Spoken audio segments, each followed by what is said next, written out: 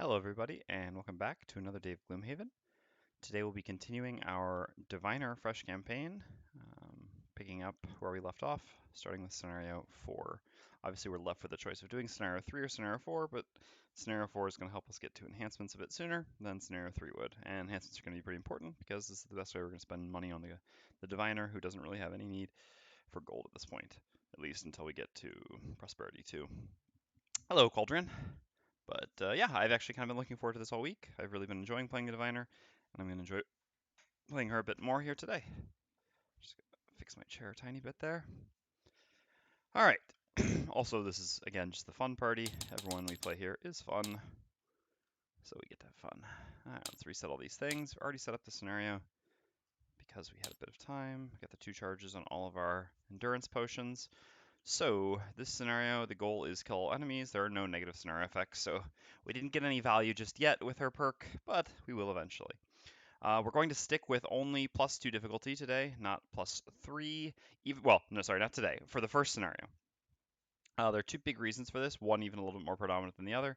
So the first reason for this is quite simply that summoners create very high variance in scenarios and discourage pushing difficulty, which is really unfortunate. But basically, I'd rather.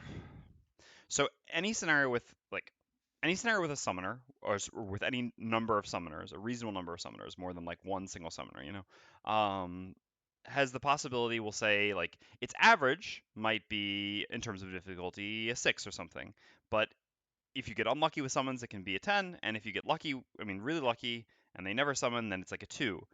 And so the problem is if we bump the difficulty up so that a 6 becomes an 8, which is kind of what we want, our 10 could be a 12, which is just unbeatable.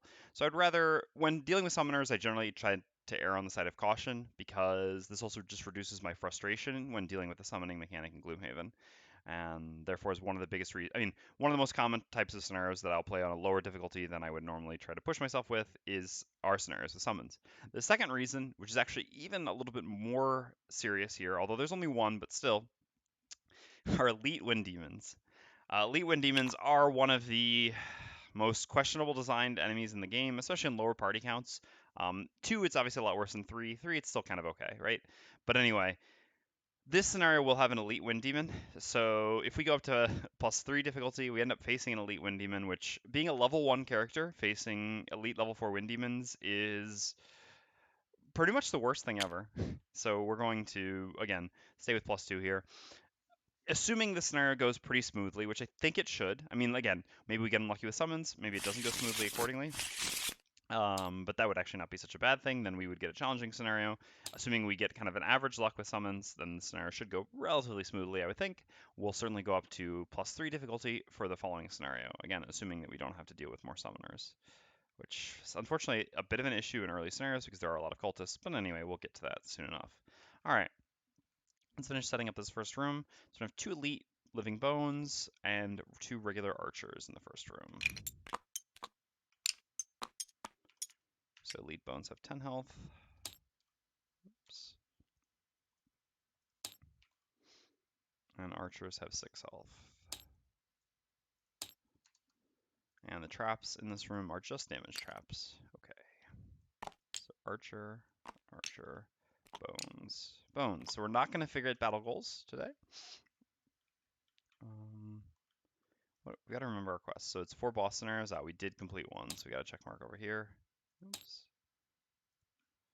Here it was kill 15 vermlings. We haven't killed any yet, although we'd like to kill a Mindthief. And here we're never doing anything because we don't want to retire the Diviner. All right, so let's quickly tab like this and do our city and road events. Yeah, I don't think so.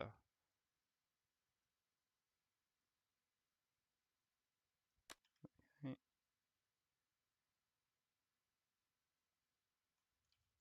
Oh, we hadn't actually. No, we just got rid of road events at this point. Interesting. Okay, and then a road event. That's what I remember. Okay. Okay. Not bad. So we gained 1 reputation and 1 prosperity. So still no discounts and 1 prosperity. Still no prosperity 2. Still 2 more to go for that, which we'll have to work on, because it would be nice to get to Prosperity 2 and have access to some more reasonable items. Okay. Battle goals. Almost forgot.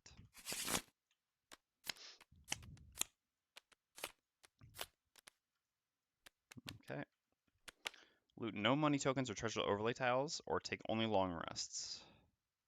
Well, we actually, like I said, we don't care about money that much, and we do really want check marks on the Diviner. With that with that perk deck, these check marks are a lot more valuable to me right now than the money is, so it's a pretty easy choice there.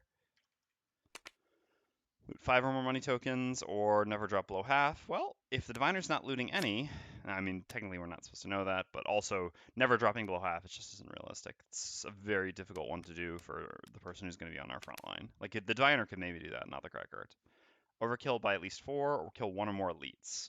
Yeah, much more. I mean, we've got 2 elites already in the first room, and we're the most likely person in this party to kill things in general, so killing 1 or more elites seems like a really easy battle goal for us. Excuse me. Okay, so let's start looking at our setup. Diviner. Yeah, this is the card we'd never bring. These are the 2 cards we could consider bringing. Still, as usual, I think we don't want either of these. I think they're still just significantly worse in this party. We don't need the self-healing because we have the Cragheart. Certainly don't need the looting here. There might be some scenarios where we want the looting and these rifts. Until we have more support for like a rift build, just aren't appealing. Over here, Forceful Storm in the first room. This could be good. There is a clumping of 3. At the same time, this room should be pretty easy because we can pull and push into these traps. So do we really need this? Probably not. The first room is the easiest part. The second room is hard, but Disarm doesn't really do what we want in the second room, so I don't think this is where we want to be. And, I mean, this is just a joke card. This is not super appealing either, so I think we're fine on a Cragheart build. Unfortunately, especially for a lot of the starting classes, you end up with so many mediocre cards that you don't have a lot of variance from scenario to scenario with your starting hands. Okay, so here it's kind of the same thing. We just got a bunch of bad cards. All right, so our hands remain the same. It's always important to reevaluate your hand before going into scenarios. As you start to level up, it'll happen more and more often that you will want to change your hand, given the conditions of a scenario doing. But here at level 1, with our scenarios also being very similar, it's not like we went from a kill all enemies to a escape the scenario or something. There's just not a lot of motivation at present to change. Okay, so we got everything done. We just need to place our characters. So we can start in any of these 5 hexes. So who has pushes and pulls? So we have a push, no pulls, and our push requires earth. So we're pretty much always starting with Massive Boulder, and in order to get our Massive Boulder off before the enemies move, we're always going with Unstable Upheaval for initiative and going to Endurance Potion it back. So in a week from yesterday, actually, so this coming Wednesday, we're gonna do the Cragheart rebalancing, and Massive Boulder is gonna get a little bit of a nerf. This card is, I mean, it's cool that it's iconic, but I think the easiest way to nerf this while still keeping the theme and the centralness is just to reduce the range by 1. There's just no reason for this card to be so obscenely good. I mean, as Marcel kind of alluded to, and it's pretty true, at low levels, the Cragheart is basically a better Spellweaver most of the time, with a lot of other upsides as well, which is just kind of unfortunate. Doesn't your own class have a strictly better Massive Boulder? Yeah, unfortunately, I balanced that around Massive Boulder. In hindsight, I would actually so I made that, well, it's not strictly better because it doesn't create the element. It has 1 more range, but no element generation. I value element generation quite highly. I would actually say that attack 3, range 3 with the effect and an element is better than attack 3, range 4, no element. Like, if I were the Aeromancer, I'd rather have wind than 1 more range. But anyway, with the suggestion to nerf this, so I gave that 1 extra range to differentiate it from this, but I think that should actually have 3 range probably and still no element. And then this, again, my suggestion for balancing this would simply to make it 2 range. Then it's still powerful, it's just more restricted and more likely to have the AoE damage affect your allies. I mean, all right. So I'm talking about in general the concept of the value of element generation, not necessarily specifically on this class, but I would argue that the element is mediocre because you have such easy access to it. Again, you still have 1 card at level 1 at least that really, really wants Earth every time, which is Dirt Tornado, and then you have 1 which frequently wants Earth, which is Crater. And Massive Boulder is still by far the best combat way to create Earth. Rumbling Advance is good as well, but is more restrictive again because of the move 2, and you don't want healing in combat. So, I mean, this Earth actually does matter quite a lot. While Earth is generally overabundant on the Cragheart, it is still a very valuable Earth, I would argue. Okay. So we're going to do the pushing and pulling. Unfortunately, we can't, from any of these spots, pull into any of the traps.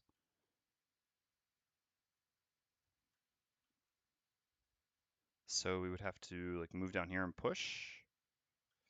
Doesn't quite work either. Yeah. The only place we could do it from would be here. We'd have to teleport to there, but then we're putting the Diviner on the front lines. Oh no, it's actually only a push 1. So actually the only one we could push in would be this one. So we would have to go... Oh no, from here we can actually... Yeah, all right.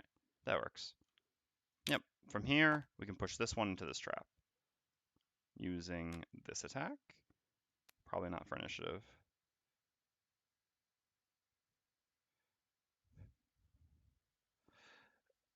I agree. Well, I'm not sure if it's by design or if just the base classes have had more testing.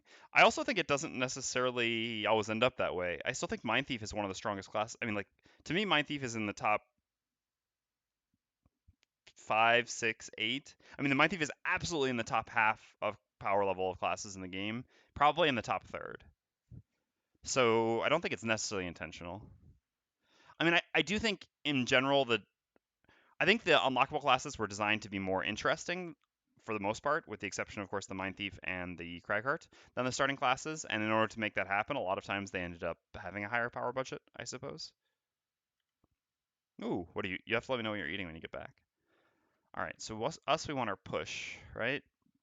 And we wait a turn to get the push by setting up Mind's Weakness first, or is it better to just get it right away?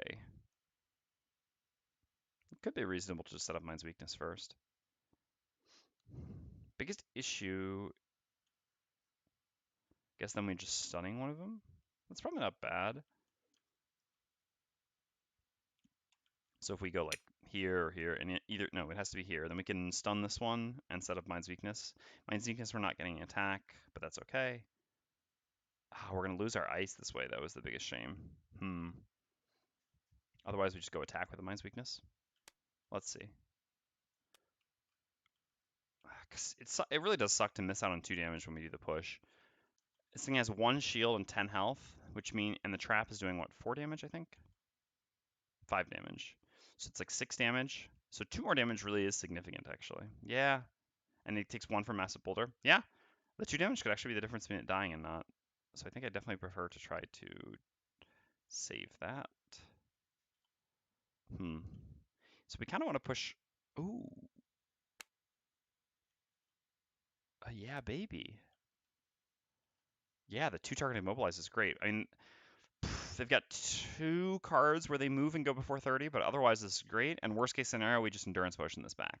Yeah, that's very good here. That's the 2 melee enemies. All right. So overall, this looks pretty good. Then we don't necessarily need to do this so early. There's not really anything else to gain, though.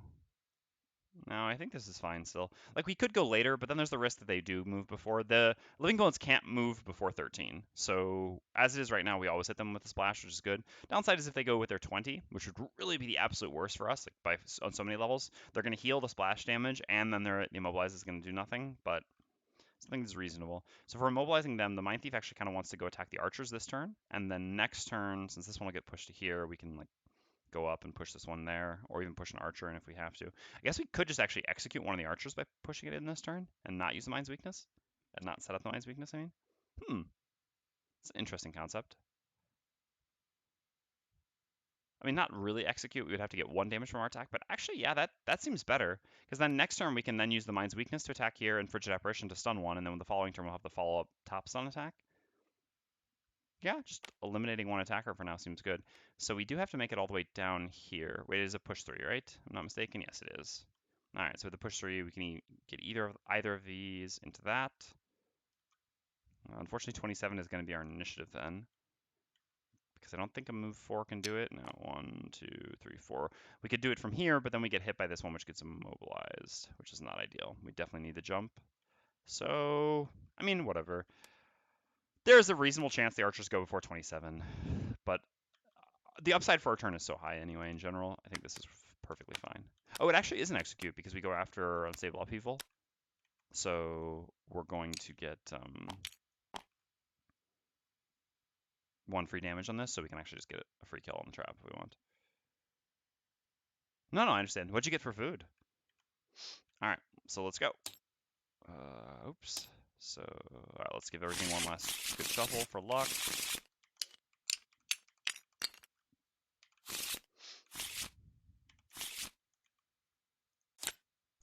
Okay. Ooh, is that gonna mess with the turn? A bit, right? Not so much. It should be okay. Tempura scampi and satay chicken skewers. That sounds delicious. The most important thing is that the bones didn't go before 30. I mean, this is unfortunate because we would have preferred them not going and us getting to kill it before it goes.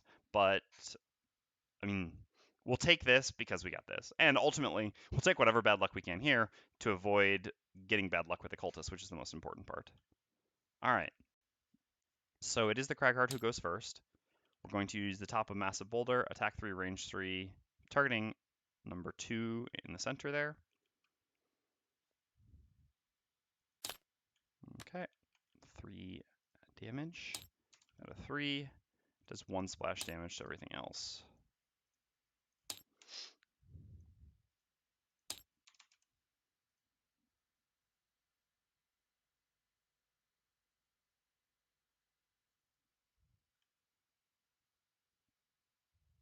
Let's see. So Mindthief would be 7th in power. Let's double check again. So the top 3 is well, for almost everyone, indisputable. It's always in different order depending on the person, possibly, but 3 Spears Eclipse, note, always the top 3. Then after that, I said Lightning, Sun, Saw as so the Mindthief just outside of that. Yeah, 7. That's fair. It's difficult as well though because Sun is probably not even stronger than the Mindthief. Oh, I'm not sure that I would put. Oh, did I? I had too many higher? Yeah, maybe. That's fair, I guess. Yeah, because I was gonna say Sun is actually probably not stronger than the Mindthief. It's just once you have 100 gold, it is. Yeah, too many. I think I put Saw ahead of Too Many. I don't know. That's actually close as well. And that party, Too Many is doing a lot more than Saw, but also has more support. Too Many is like more high variance. It's very powerful though. Yeah, all right, that's fair.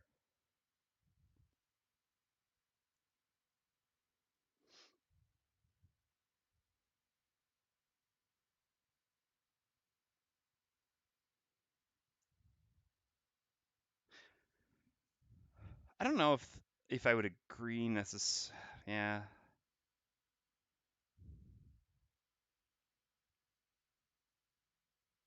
Well, I can't really get into this too much. I mean, no, I think you're probably kind of right to some degree, maybe.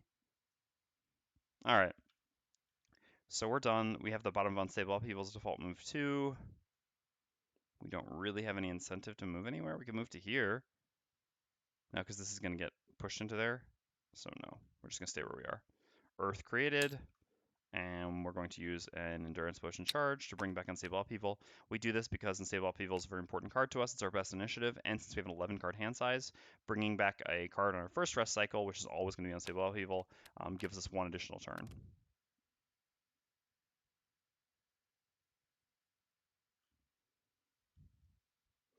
Okay, so archers go. They have 4 range. So none of them need to move to attack. Both of them attack the Cragheart. I'll do their traps afterwards. Their attacks are normally for 3, but here for 2 because of -1. So 1 and 1. Oh, fortunate flips this early. Always makes me suspicious. All right, so let's grab some different types of traps. So these are 3 damage traps placed by the archers. So here it's, from here it's 1, 2, 3. From here it's 1, 2, 3. Yeah, so this is obviously the closest for that one. And then this one is obviously going to go to here, as they always try to place them closest to enemies. So our spot is still open, which is important. We've actually got this trap now too, which is kind of interesting. Sadly, we can't get the push back, so I don't know that it actually changes much. Well, it actually might, because I guess if we get a +0 here, this archer will die in this trap, and then we'll still have this trap available to use on someone else. And the Cragheart can use Crater next turn. Anyway, Mindthief's up. We're going to use the bottom of feedback loop. This is just a move 4 jump. So we go 1, 2, 3, 4. We're going to use the top of Fearsome Blade, giving us 1 experience, making an attack 2, push 3. We will be pushing. So we could, I mean, we can always kill this one. I do think it makes more sense to kill this one. Again, if we get a +0, it dies here.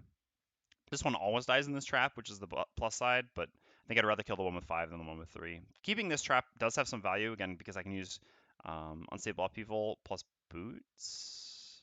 Because I can't, yeah, because I need to go like down here and then use Crater to push this one to there, which is very good. But again, I should hopefully get a +0 or higher. And even if I don't, well, them's the breaks. That is actually a pretty big downside. Now, I believe in the +0. Man, Diviner, why haven't you stacked my deck yet? All right, so attacking the 5 health one. Oh, no. So punished. This may have been a bit greedy. I don't know why I believed. This was dumb. This was dumb. So it takes 1 damage from our attack, goes down to 4. 3 damage from this trap goes down to 1, because these are 3 damage traps, yep. And then dies in this trap. Yeah, that is really unfortunate. I mean, the other reason I didn't care too much to do this differently is because soon enough we're gonna like stun one of these and then kill the other one with Mind's Weakness attack, and then after that we're gonna have an attack 5 stun. We're not really gonna struggle in this room, regardless of whether we didn't save this like slightly higher value trap. And it's only 2 more damage than this trap. We can still push into this one, so it's not the absolute end of the world, even though this happened. It's just a little bit of unfortunate negative value. Okay, so then the Diviner's up. We're going to begin by using the top of Duality Shards, which is attack 3, range 2, push 1, create light, targeting bones number 2, pushing, going like that, obviously. Okay, so this says 1 shield, which means that the attack does 2 damage to it, plus the trap does 5 damage to it, so you get a total of 7 damage, putting it down to 2.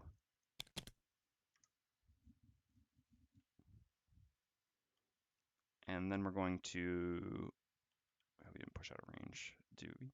Use the bottom of Void Snare, gain 1 experience, making an attack 1, range 3 target to immobilize, targeting both of the living bones.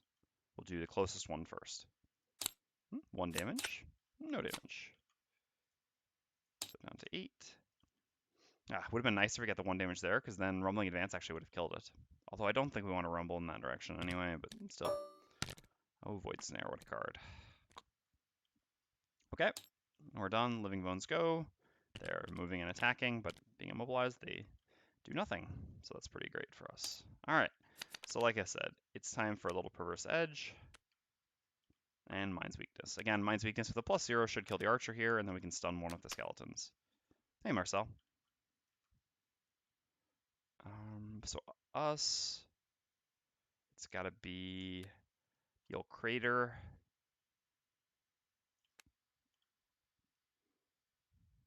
Yeah, if we move to here, we can Crater this one into this trap. That's not bad. And again, to make sure we go before it moves, it's the same card we use every night. Right, Pinky? Alright. We still need to Endurance Potion at some point. Yeah, I'm glad, I'm happy to have you tune in. I do my best to try to keep up my commitment of 3 days per week. Alright, already we're a little bit out of attacks here, which is unfortunate, but certainly fine. Ooh, what is our initiative here? It's 8? Yeah, that'll never work. Oh, we did create light as well, technically. I don't know that we're going to use that, but...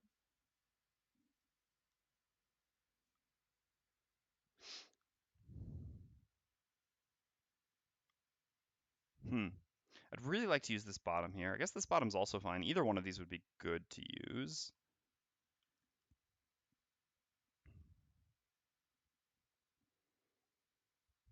I mean, it could just be fine to do this now. How much help do we actually need? The annoying thing is that this has 2 health. It'd be really nice to just stun invisible that one, since the other one will be stunned as well. Then we'd really have no enemies we'd have to deal with. The annoying thing of this is just 57 initiative. It's likely to have gone before us. I could just wait to get the curse value, I suppose, getting it next turn instead. Just do this fast here. Well, then I would probably end up using this top, but that's not necessarily a bad thing either. All right, that's probably just the safest line, is just to use Dimensional Transfer top to stun a skeleton here, and use the bottom of Clairvoyance with an Endurance Potion charge, getting it back, and then next turn, since we'll have the Dark, we can use Anticipate Intricacies top, with, I don't know, like Peer into Battle Bottom, just because the Cragheart needs a little bit of healing. Although Cragheart can also heal itself, but yeah. Yeah, I think this is the safest line. The other one would be pretty greedy, and just for 2 curses, which is okay. But curses aren't even the most important thing on this scenario, because what we're going to be facing, like summoners and elite wind demons. Oh, actually, we don't have the elite wind demon level 4. Aren't that mitigated by curses.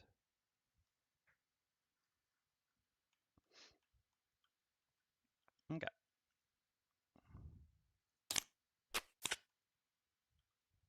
There's the 20. They're trying to be annoying, so it's a good thing definitely a good thing we did our good turns. All right. So now we go on. I'm gonna save.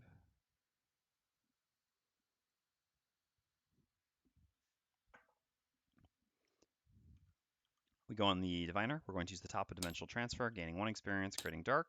We do Invisible and Stun at range 3. And we're going to just do this on.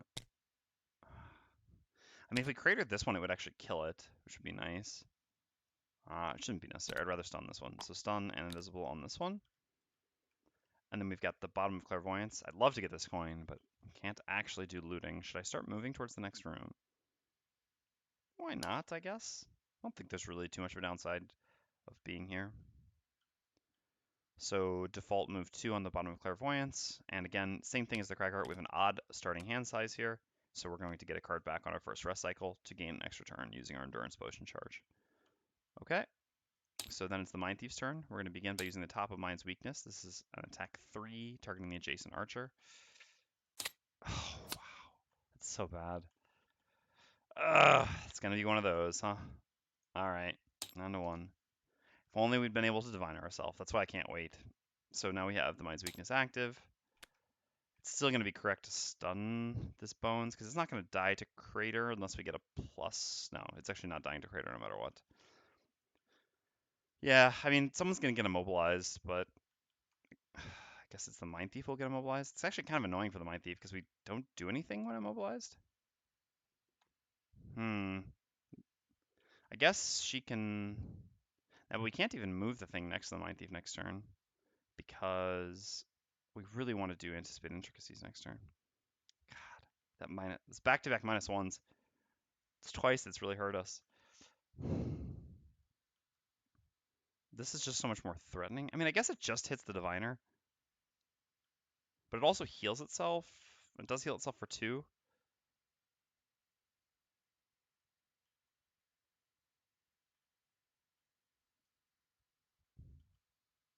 Being immobilized does suck.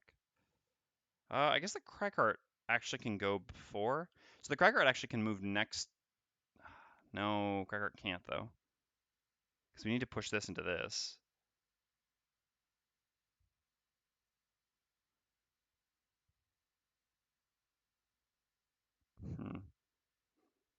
I think I'd rather just let this heal itself. I'm going to stun it next turn anyway. I think getting immobilized is actually worse because... Oh, wait, no, it's actually not so bad because this one will be here because the Cragheart pushes there. So then we can still hit that with the Mindthief next turn. Okay, no, never mind, this works. All right, so immobilize doesn't cost us. So then we use the bottom of Perverse Edge, creating ice, gaining 1 experience, making an attack 1 range 2 stun, targeting the elite skeleton number 3. Yeah. Rub it in, rub it in. Suppose our ordering was off there, huh? It says 1 damage and stuns. Okay, then it's the Cragheart's turn. We're going to use the Bottle of Unstable Upheaval as a default move 2. I'd like to get this coin, but I guess, yeah, I actually need to go here because I don't want to be disadvantaged. And then I'm going to use the top of Crater. I'm going to consume the Earth, gain 1 experience. This gives me an attack 3, range 3, push 2, targeting elite skeleton number 3. I agree completely, Marcel. Alright, so this does 2 damage here, and then 3 damage from the trap, so 5 total damage, putting the skeleton down to 2, and here. Okay, Living Bones go, both of them are stunned. Archer goes, moves 1 away to lose disadvantage. Guess I'd rather have it be here. I don't really know, it doesn't change much. Could have it be here as well, really doesn't change much. I'll have it move to there and attacks the Mindthief, attacking it -1, so 2. Alright, yeah, I mean 2 damage is fine, we can easily self-heal ourselves for that. And we're immobilized. Okay, end of the round. So we're certainly using our stun attack on the bones. And I guess we just need to go before 12, which is the fastest the bones can go. So in fact, we might as well just play Empathetic Assault here. We can heal ourselves the 2 and do an attack which stuns and should kill the bones, but in case it doesn't kill, it does stun. Okay. So we really want to use Anticipate Intricacies. Top and what on bottom? Move to attack 2 wouldn't be bad. Our initiative sucks for the attack really to be meaningful though, unfortunately. But there's nothing else really more meaningful here. We're not playing either of our losses. We don't need to move far, and the regen wouldn't be good right now. I mean, Mindthief's going to heal herself anyway, and the Cragheart probably takes damage. Morning, Themris. Alright, so now the Cragheart... Oh man, we have the opposing strike. We have the opposing strike dream. Sadly, our initiative's going to suck, huh? We have the opposing strike dream. Rumbling Advance also kind of does it, huh? I don't want to have to use my boots, though, if I want to opposing strike. But otherwise, so I can have 46 initiative and I can use opposing strike, take both of them, or I can have 29 initiative by using Rumbling Advance. I think it's better to use Rumbling Advance and maybe use the boots. Maybe not. What happens if we don't use the boots? Then no one's killing this one? I guess if we're using Rumbling Advance to move anywhere, we're always getting a kill on the Archer, but we don't have a ranged attack to hit the... I mean, we have this, but this doesn't kill it, so...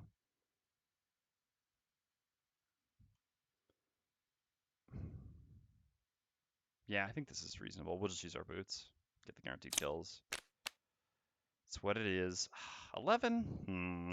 Okay.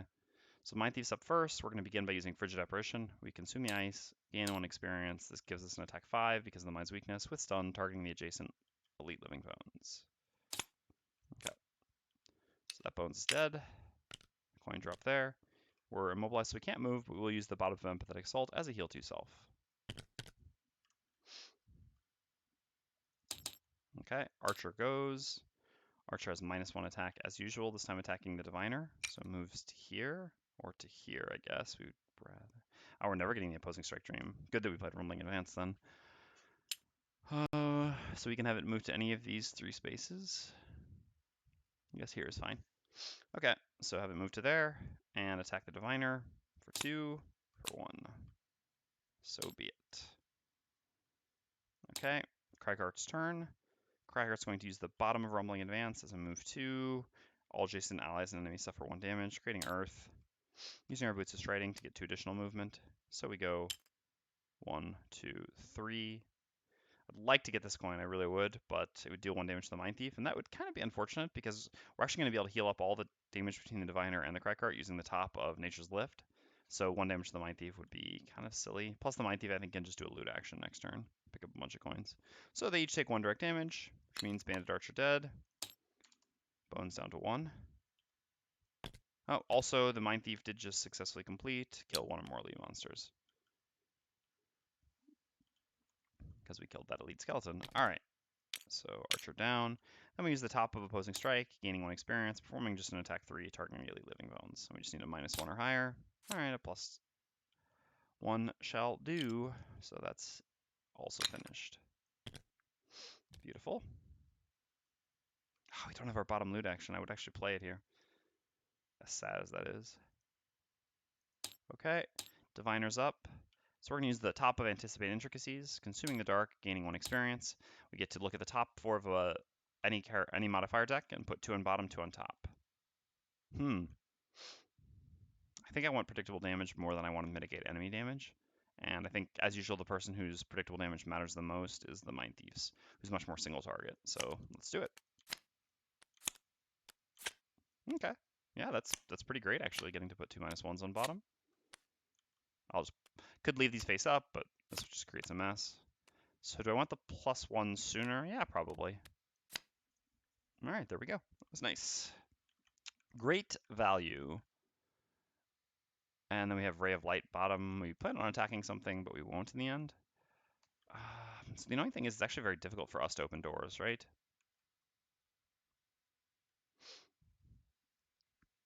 Yeah, it basically can never really be us to open the door here.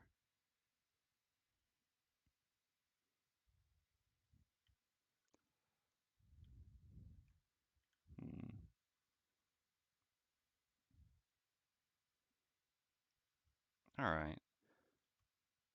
That's fine. I think we won't open the door, but I think we will just use Ray of Light and move down here. Our plan is actually going to be to just grab one of them with our teleporty thing and teleport it into here and beat on it, which is pretty hilarious, actually.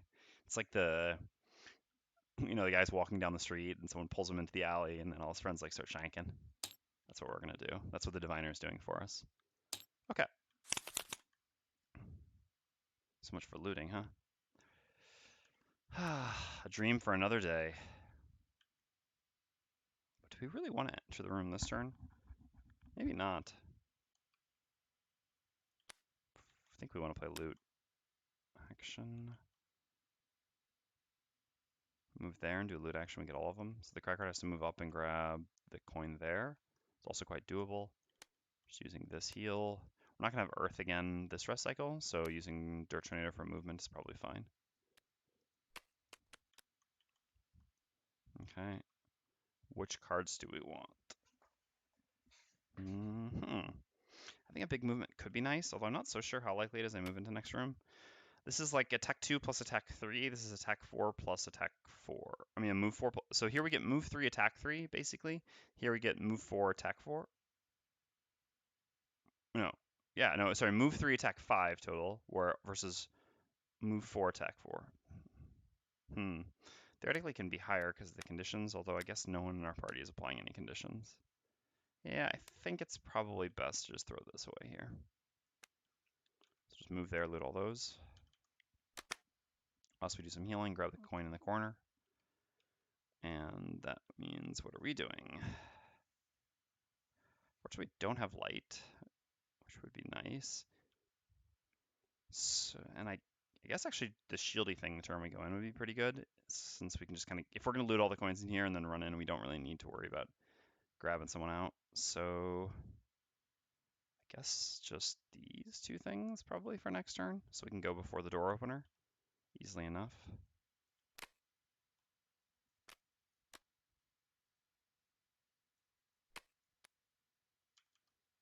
Okay.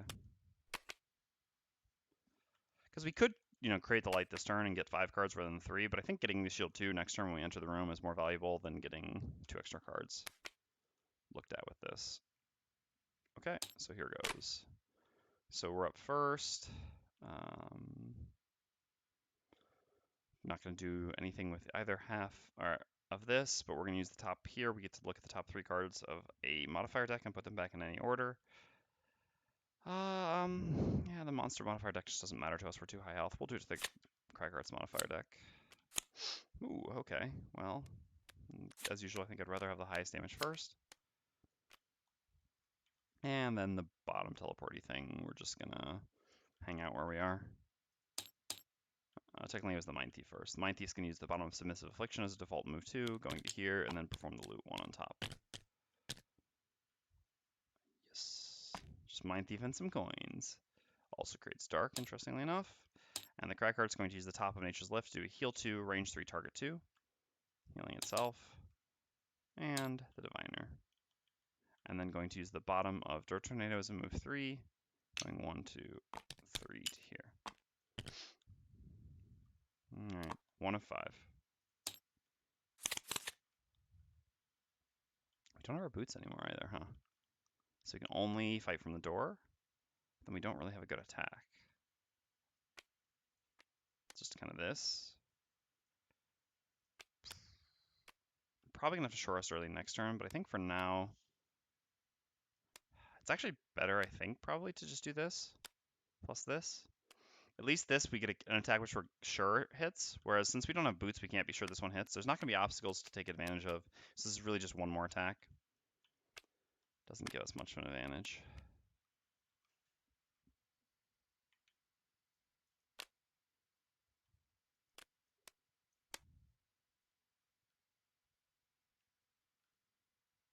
Yeah, the Mindthief, we don't have our boots either.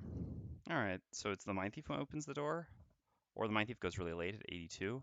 The only thing with going at 82 is it's after the Cultists, so there's a chance that we could have gone somewhere to prevent them from summoning. I think that's not correct. I think it's better just have the Mindthief open the door. Alright, here we go.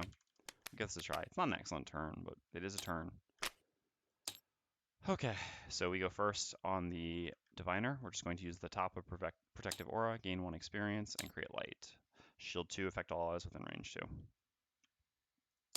Okay, and then we're up on the Mindthief. Yeah, so we could try to use Scurry first, plus our boots. This would allow us to theoretically do a move 5, 1, 2, 3, 4, 5 or something, attack something, and then run away. But we're gonna have the shielding anyway.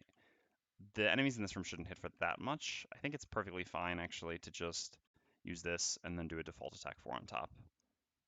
So let's just use Gnawing Horde. This also just lets us make our decisions first. 1, 2, 3 with Gnawing Horde. With 1 more movement afterwards. Alright, so in this room we've got 2 cultists in the back, 1 cultist in the front, all regular. As usual, the cultist in the back design, not something I'm a huge fan of. At least they're not summoning to begin with.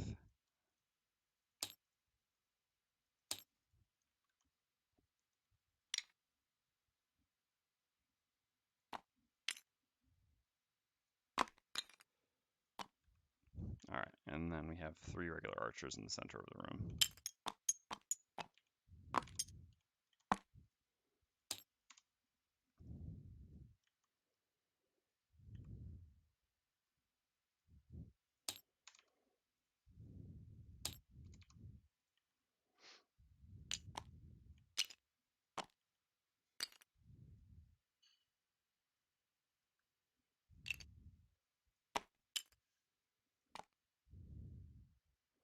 Hey Sam Forest TBH.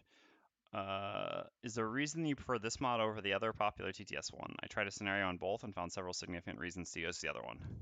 Yes, there are 2 primary reasons that I prefer this one. 1, I prefer that the layout of this one has all the monster cards and decks down here and lets me easily see all of them for the entire scenario at all points in the scenario, and also has all the conditions in easy reach here. I prefer, I find this is a more accessible layout during the scenario. Second and more significant is that the other mod does not, in its automated setups, which is the biggest draw of the other popular mod, support rules as written setup for the scenario. And I do prefer to do rules as written setup for the scenario, so accordingly, I use this mod. I think when trying to do rules as written setup for scenarios using the other mod, it actually you lose the benefit of the other mod, which is the automated setup, and so therefore I think it just makes sense to use this one when playing rules as written. Hey Dwarf. Okay, so we have 1 more movement. Let's see what the archers are up to first, though. Whew, +1 attack. Ouch. Can our little Mindthief buddy even take those attacks? Maybe we should have gone the other way around. So they'll have 3 movement, 3 range on those archers. Whew, they're easily hitting us.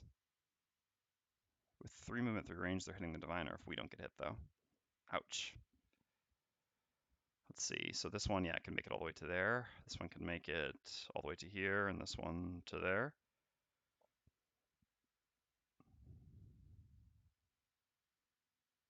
Or to here, whatever, if we're technically, even if we're worried about the ridiculous line of sight rules. Yeah, that's gonna hurt. I mean, that is lethal to the Mindthief, right? I do wish we'd known their deck. I didn't expect this, but I guess we did get -1/-1 on the last 2 flips. I mean, going invisible doesn't make it better because the Diviner gets hit and doesn't have shield, so it is us who has to get hit. I would just rather it was the Cragheart. Oh yeah, yeah, we're gonna end up losing it. Oh no, we don't have cards. Well, we're gonna have to get Scurry back using Endurance Potion to lose. Oh man, this is brutal. Those archers. Normally the cultists are the concern, but here it's the archers. All right. Yeah, the cultist will also attack us first. That's not really significant. Okay, so 1 more movement with Gnawing Horde to here. Then we're going to use the top of Scurry simply as a default attack 2, plus the Mind's Weakness gives us a default attack 4, targeting cultist number 3. We know that we get a +1. This does 5 damage. Putting cultist down to 4. And because we use this for a default action, we're going to use an Endurance Potion charge and bring Scurry back. Again, because we need to have a card in our hand to lose when we're going to take about 1,000,000 damage here. Alright, cultists are up next. They have -1 move and -1 attack. Oh, are we gonna get death exploded as well? No, we've got long range. We can attack other things. Okay. So 2 movement and 0 attack is the name of the game here. This one stays there. This one goes here. From here, it's 1, 2, 3. From here, it's 1, 2, 3. So it's equal, right? Goes here. 1, 2, 3. Yep. So this does not move. Okay, Cultist 3 attacks us. Okay, that is that is excellent. Actually, I am so very happy to see that. I guess. Oh, we have an iron helmet anyway. Never mind. So it didn't really change much. Never mind. Iron helmet's a great item, but this would have, I mean, it was theoretically excellent because they're making an attack 0, which they just crit, although it's still the same with our +0 helmet. But it would have been so much better to see that than on the archers. Okay, so now the archers go, and they're going to feather us with arrows. They're all actually already in range, since they do, like I said, have range 3. So these are each going to be attack 4s. Okay, so we take 2 damage because we have 2 shield from Protective Aura. Oh, we take no damage? We take 3 damage. We don't have to lose a card in the end. Now we regret using Endurance Potion Charge. We could still lose a card, but no, there's no way. There's no way that's correct. Better just take the 3 damage here. I don't think I would want to lose a card for heal 3 here, even if I brought it back. I mean, we wasted Endurance Potion Charge, but it was better to be safe than sorry. If only we had some way to know in advance what their deck would have been. All right.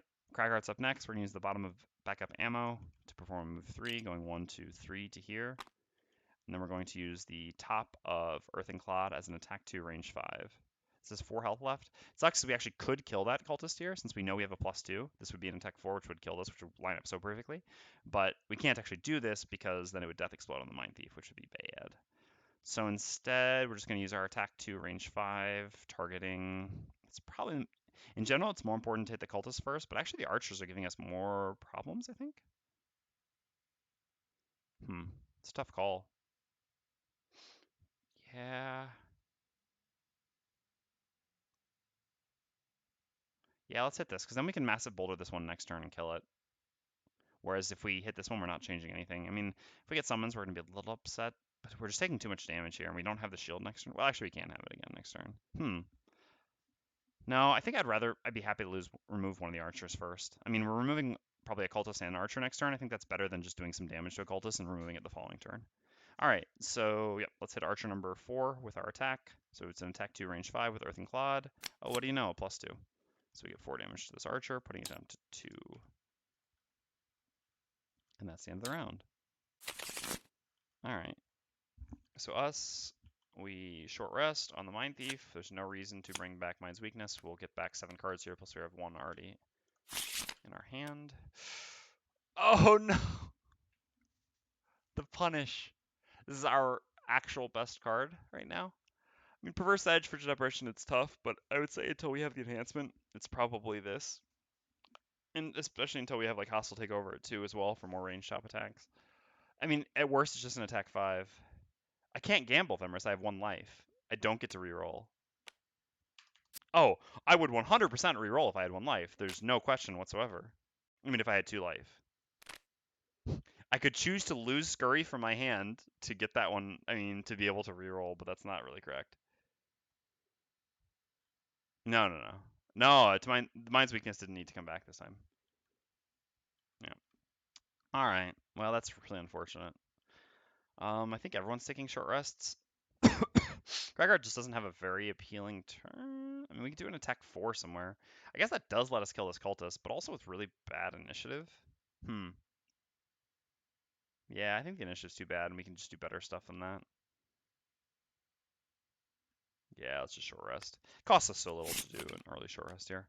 Oh my god, the targeted short rests are real. I mean, we're 100% rerolling on this. So now the card we really don't want to lose here is probably Dirt Tornado. I think is probably the other worst one. All right, that's fine.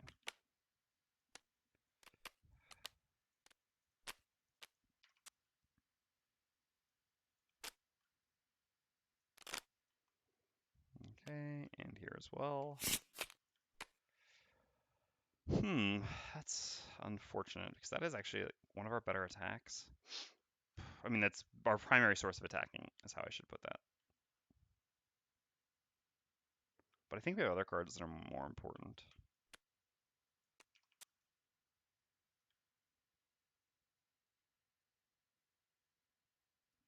Yes, I did. That was excellent.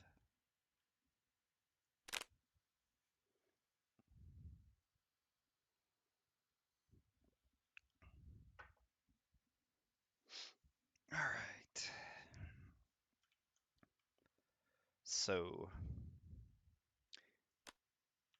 same plan as always. Massive boulder plus unstable upheaval for initiative. Cultists can still go at 10, but so be it. Mindthief, what are you up to? We have this one in frigid apparition range. Unfortunately, we know it does. Oh, but it will kill actually with massive boulder. If we move in, we can do massive boulder attacking here. Splash damage will kill this one plus frigid apparition. Sorry, plus perverse edge. Attack one on the bottom. Ooh, but actually then this also just kills it. Oh no, it doesn't kill it because it's their modifier deck. But that also works and it doesn't waste a stun anything, which is maybe better. But this gives us initiative before 10, which is pretty important because they could do their death explodes. I mean, the death explode makes them attack for 0, but then afterwards attack for more. Yeah. Yeah. I think this has got to be correct, even if it kind of sucks to have to do this. So our top attack needs to be an attack 4. That can literally be any card in our deck. What card do we not really want in the near future here? We might want this in Viz. Definitely want this. This is kind of the same. Could want this. I think it's... Oh, this bottom's actually kind of interesting. Probably don't need both these moves. We can actually just play this here as an attack 4. Okay, so the Cragheart has to move in front of the Mindthief. That's not too difficult. Cragheart will go to here. One massive bouldering here. Wait, we know... Oh, we don't know our next card. Oh, okay, but that's fine actually, because then we can still do Perverse Edge here, because we're stunning it no matter what. Hopefully we get a +0 or higher, and then it will die to Massive Boulder, but even if not, it's getting stunned, because we do need to use the +0 here to make sure that we kill this Cultist. Okay. So what are we up to? Unfortunately, the Disarmed Trap or Rift just doesn't do much here. Archers aren't going to move much, and the Cultist's biggest threat is not disarmable. Mindthief's not moving, so do we have Boots of Striding? We do not, so we can't use this to move and attack. So I believe we're actually just going to go stun one of the Cultists in the back. We can actually just use this to move in, because this is a nice move 4. Again, stunning one of the Cultists is not bad, just in case they summon. Otherwise, we can always stun one of the archers. We've got some options. We just need more than 2 movement here because the Mindthief is going to be here, so that we can get close enough to actually stun one in the back. In case, again, as a preventative measure for exactly this. All right, super happy with our choice. So we're up first on the Mindthief. We're going to begin by using the Top of Gnawing Horde simply as a default attack 4, targeting Cultist number 3. We flip a +0. That Cultist is dead. So we're only going to get 1 summon this turn, so we played around this pretty well, which is good. And then we're going to use the bottom of Perverse Edge, gaining 1 experience, creating ice, making an attack 1 range 2 stun, targeting archer number 4. Okay, well, we kill it. That's fine. I don't think it's really going to change much in our plans, but okay. So the next step is the Cragheart. We're going to use the bottom of Unstable Upheaval as a default move 2. If we go here, we get hit by both of these. Yeah, and we get a coin, so that's nice. So we move there with the bottom of Unstable Upheaval as a default move 2. So we do need to make it to 5 coins. Then we have the top of Massive Boulder as an attack 3, range 3, splash damage-y. So we can either hit here or hit here. We know that we have a +1. It's interesting. How valuable is 4 damage? I mean, so we can either put this to 5 or we can put this to 2. Putting this to 2 is probably interesting because then the bottom of this should kill, although again, not with an extreme high degree of certainty because we still have all those -1s in our deck. I still think that's a pretty reasonable line. Yeah. All right. So we'll make our attack 3 with Massive Boulder, targeting this archer. We know that we flip a +1, so it does 4 damage, and then 1 damage to each of these. Okay. Then the archers go. They're both going to make attack 3s on the Cragheart. 4 will take it. 2 will take it. So we take 6 total. How do we end up? How are we at 9? Oh yeah, because we rerolled. Alright, we're gonna need some healing as well. Then it is the Diviner's turn. We're going to use the bottom of Otherworldly Journey to teleport 4. 1, 2.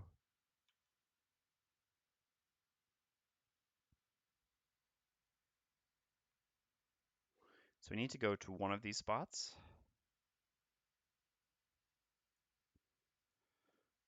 I guess no matter which one summons, they always summon here. I guess it's better for this one to summon, to be honest. Because then this, I mean, because this one will take damage instead of this one then, which means it's going to be lower health, more realistic to kill. At the same time, this is the least important one to summon to kill because if the skeleton here, this one actually can't summon anymore, although the skeleton's going to move up, so still will be able to. So yeah, we'll move to there, and then we'll use the top of Dimensional Transfer, gaining 1 experience, creating Dark, and stunning and invising the back cultist. I'm not going to place that because the cultists are the last ones to go. So this one just loses its stun and invis. This one takes 2 damage,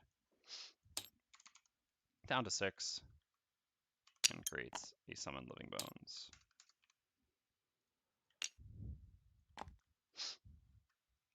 End of the round. All right. Yeah, I agree. Part 9 was the best so far. It was really, really good. It deserves all the upvotes it got.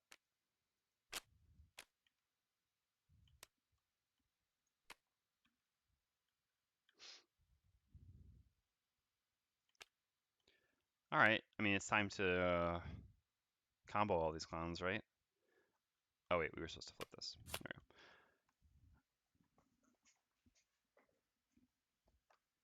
we go. Thembris, I also wondered if it was shopped until someone else commented that they see it regularly. Like, what I mean is, it was too good to believe that it wasn't shopped that I actually thought that it. I was thinking this just has to be shopped then because there's no way. But, um, yeah, someone can send the link to Marcel. Or I can post it in chat. It's fine. I I temporarily allow links. Um,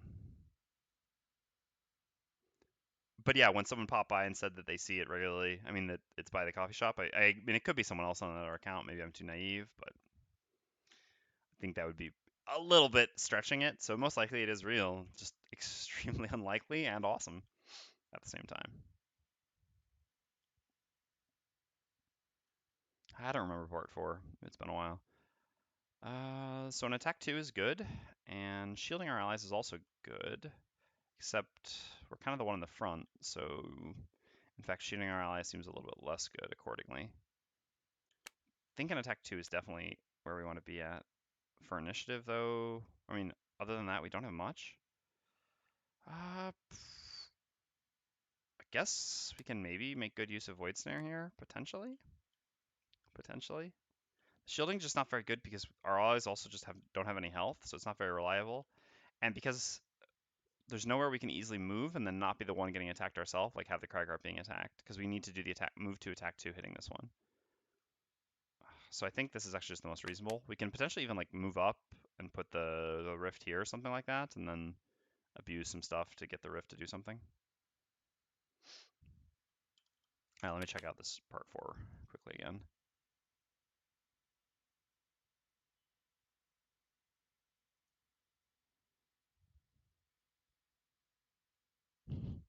Yeah, of course you would like that one. Yeah, that's pretty good.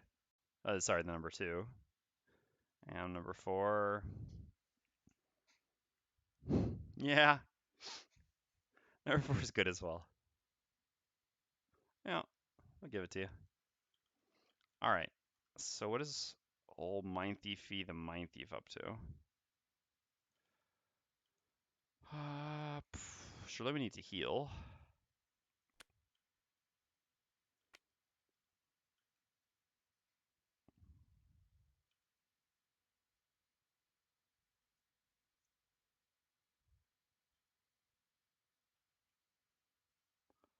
I'm actually trying to think about something else now. No. I think our plan is fine. I think the Rift should be able to do some decent stuff. So what attack do we want to use?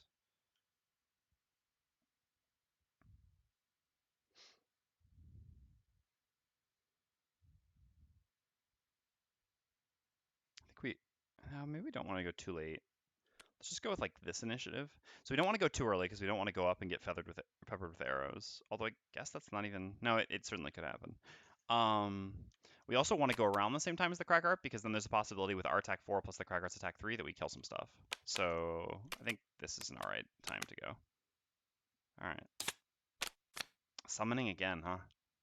That's rough. Oh, we gotta flip for the bones as well. Bones isn't moving. That's pretty good for us. Alright, so the bones is up first. Has 1 additional shield. Okay, so now it is the Diviner's turn. So we're going to do a move 2 to here. And then we're going to do an attack 2. This attack 2 really has to hit for +0 or higher. Targeting archer number 1. Yes! Alright. I mean, it's unfortunate to get a +2, but it was just so important that we got this kill. So we go there. Oh, that's dead. Using the bottom of this. Then we use the top of Void Snare. Rifting him up. So we're going to place this here, I guess. We could put it here or here. Either instance will work. Basically, the archer's going to move away from us to lose disadvantage when it attacks, and it's going to move into the rift and disarm itself. And we can choose whether to have it move to there or to have it move to there. This is just a little bit better because it'll also potentially be in a spot that could be relevant with the bones. I don't think it matters too much. It has to be unoccupied, right? Yeah, so this is unoccupied. I guess it also hides the coin, but that's fine. Yeah, I think we'll... Oh, I guess the question is, would you rather have the archer here or here? I guess here is fine. Doesn't really change anything either way, but yeah. All right. So that was good for us. So the archer goes, like I said, it will move away, going to here, trying to lose disadvantage. Little does it know, it runs into disarm. Okay, so then it's the Mindthief's turn. So we're going to use the bottom of Empathetic Assault to do a move to heal to self. Coin here. To coin or not to coin? To coin. Alright, so we'll move to there, grabbing this coin. I mean, we are a Mindthief after all, which gives us a healing for 2. Then we're going to use the top of Submissive Affliction as an attack 4.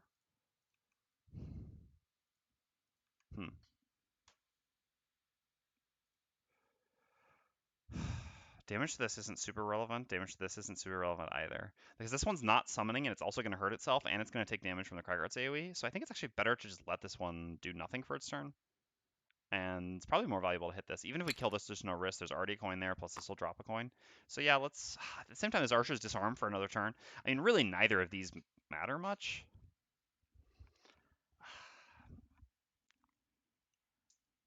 We could go to here and hit the bones instead then. We'd have to use our boots. It's not a huge cost, because we'd probably be able to long rest in 2 turns. Yeah, that's actually probably the best. And we are about to face another skeleton, so I think it is actually pretty important for us to be efficient with our turns here. So yeah, I think this is actually reasonable. So we'll use our boots when using the bottom of Empathetic Assault to actually do a move 4. 1, 2, 3, 4 to here. I mean, this thing does have 2 shields. We're kind of only dealing 2 damage here, but it's 2 damage that's really more valuable than either of these spots. So attacking number, at the same time, this being disarmed, no, because like I said, it does nothing next turn as well. I've got 2 turns before I have to worry about it. Yep, so we'll attack skeleton number 5. Okay, so our attack does 2 damage. Again, I think this is alright. Alright, so then we're up on the Cragheart. We're going to use the bottom of Heaving Swing. And then we're going to use the top of Dirt Tornado. Consuming Earth, which gives us 1 experience. So Heaving Swing adds +1 to all our ranged attacks this round. Dirt Tornado is an attack 1, +1 from Earth, +1 from this, so 3, Muddle, range 2, and we just do like 1, 2, and shape it like this. So, unfortunately, we have no items to use for this. Not yet. We'll do Cultist 2, Cultist 5, Archer 3, Bones 5, in that order. Oh wait, hold on. We have a +0. Where do we want the +0 most? 3 damage attack. Don't want it here, because a +1 would be ideal on this Cultist. I guess on this Archer.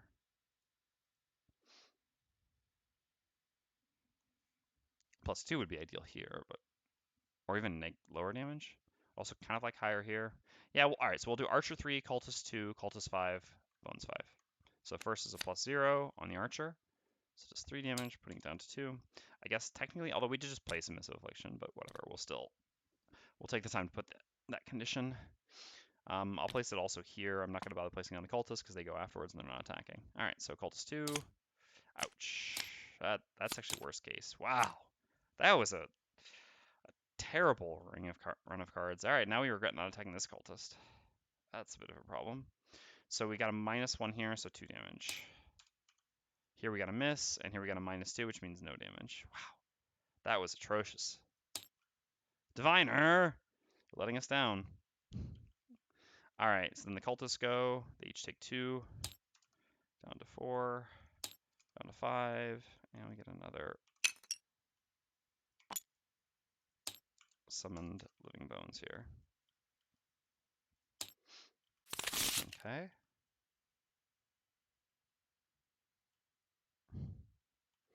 Yeah, exactly. That seems to be the case. This is what happens when you don't stack your deck beforehand. You make bad decisions. Well, not bad decisions, but punishing decisions, we'll say. Protective Aura here is probably fine. I think the Cragheart, well, I mean, the Mindthief is likely to be the one getting attacked. I guess the Mindthief is getting attacked a little bit too much for her fragile 3 health, though. The Cragheart can easily move up pretty early. We don't have Earth, so I don't think we want to do that. Probably just doing this for a little bit of experience, plus some damage, a little damage.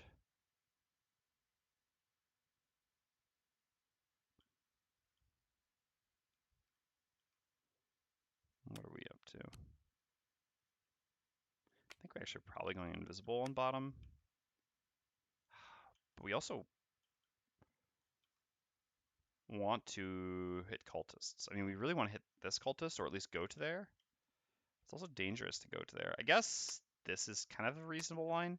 If we see that the cultists are going to summon, we can just move over there and do a default attack. And if the cultists aren't going to summon, we can still just do invisible and then, again, do our default attack, like over here or something like that. I think this works in both cases. It's not like we have a better top attack to do. I guess we could use Scurry plus Invis. It just takes us to there. It's not very good. It's an attack 3 against something with 4. 4 health. Okay, as for a bottom, if the Mindthief goes Invis, the regen is nice. The Cragheart also goes after us, so the regen should actually heal both of them for 1 more. I would kind of like to give the curses, but I think it's probably better to just use this opportunity to give the regen out, because they both do need a bit of healing quite a lot. Death explodes, huh? It's really unfortunate when we're doing this. I guess they don't hit for anything, though. And they actually, no, they do reach us. They don't hit for anything. Okay, so the cultists go. They have -1 attack, -1 movement, so 2 movement, 0 attack. So let's see, 1, 2 to there. This is 1, 2, 3 away. This is 1, 2 away. So the focus is the Mindthief. So we can go to here, go to here. Where would we rather have him? Because then the other one, I guess we'd strictly rather have him here because then this one doesn't get to attack anyone. Just move to here. Yeah. Although I guess having them like this, is this better for Rumbling Advance? We don't have boost for Rumbling Advance anymore. So now Rumbling Advance will actually only hit 1 target. Whereas if we're like this, we can do 2 targets, but it also does 1 damage to the Diviner. It's not the end of the world. No, I think I'd rather 1 less attack. I know their attack is for 0, but they can still flip stuff. All right, so we'll have that one go to there. Attacks for 0 on the Mindthief. Okay, so no damage. And then this one just moves 1 to here. It has 2 movement, but the second movement doesn't bring it any closer to its focus spot, which is there.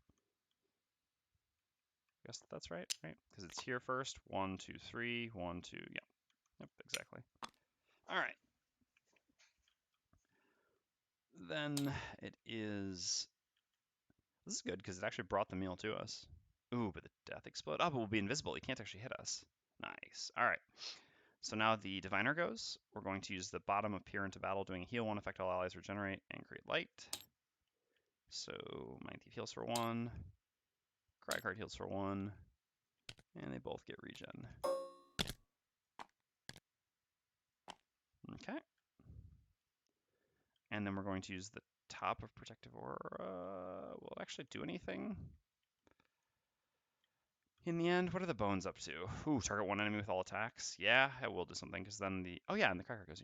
Because the Cragheart will be the focus. Mindthief's invisible. Let's see. So the front one, so they have 3 movement.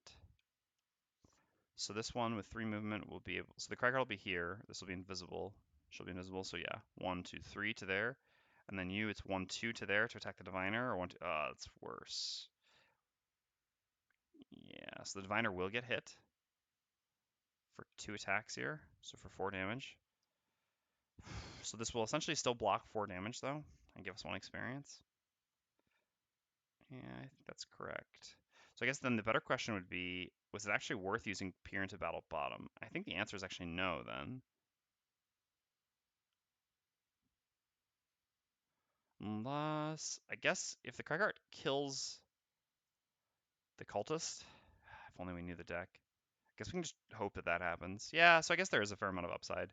And again, the regen healing on the Mindthief is really valuable as well, since the Mindthief is going to be invis. It's essentially playing down on the Mindthief heals the Mindthief for 3. All right, so yeah, we'll use the top of Protective Aura, gaining 1 experience, and creating light again. So now the Mindthief is up. Oh wait, the Archer we can actually move to here. I forgot the Archer is going to move. The Archer's also going to create a trap. Interesting. That actually helps us though. All right, yeah, good, good. Nice, nice, good, good. Okay, so I'm happy we kept you around, Archer. Old buddy, old pal. All right, we're going to begin by using the bottom of Into the Night to go invisible. We also heal 1 at the beginning of our turn from our regen. And then we're going to use the top of Feedback Loop simply as a default attack for targeting Cultist number 2, because we really do want to kill these Cultists. The crit. If we'd taken Dynamo, we would have had it as well, but this is okay. Again, he does the Death Explode, but we are invisible, so we cannot be targeted. A little bit anti-thematic, we could certainly agree, because, I mean, the Cultist exploding on death shouldn't... You're like, sorry, explosion, you don't see me, I'm not here.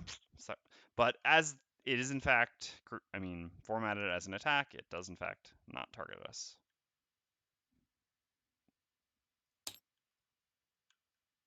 I believe so. Now I'm doubting myself, because this seems so anti-thematic. I'm sure that you can't target things which are invisible.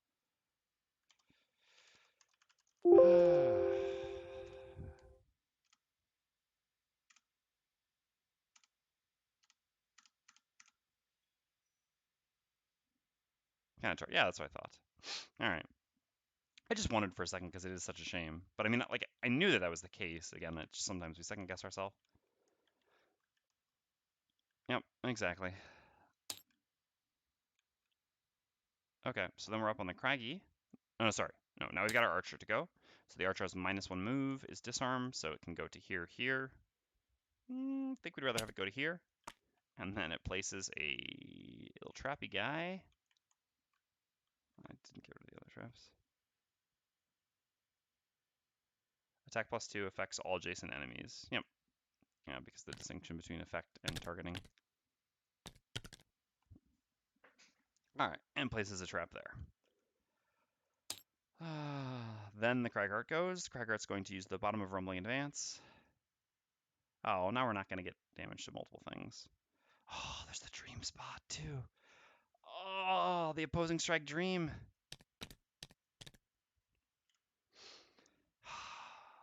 So what if we'd done this? No, it wouldn't change anything. I guess this does make it so that Rumbling Advance does damage the way we want it to. But it also makes it so that if we're here, yeah, something's still going to attack the Diviner, which is worse. No, alright. This is better then. Okay. Again, unless we kill the Cultist, but we're not sure to. So we use Rumbling Advance bottom. We move 2 to here. Coin. We also heal 1 from our regen.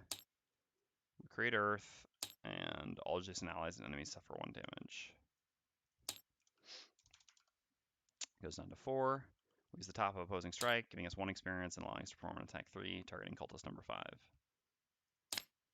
Ooh, okay. Well, this is good and bad. More bad than good, actually, in the end.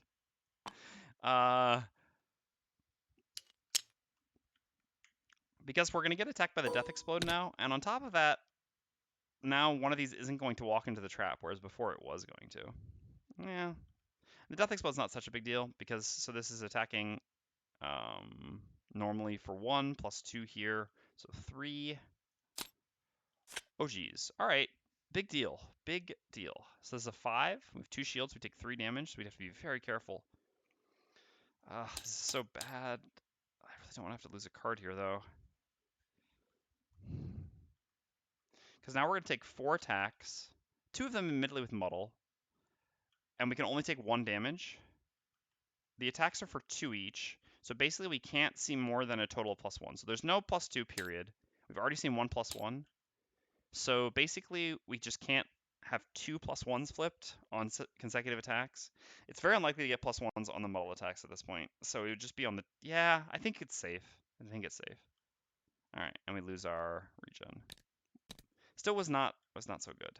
It's not so good indeed. Okay. Living Bones go.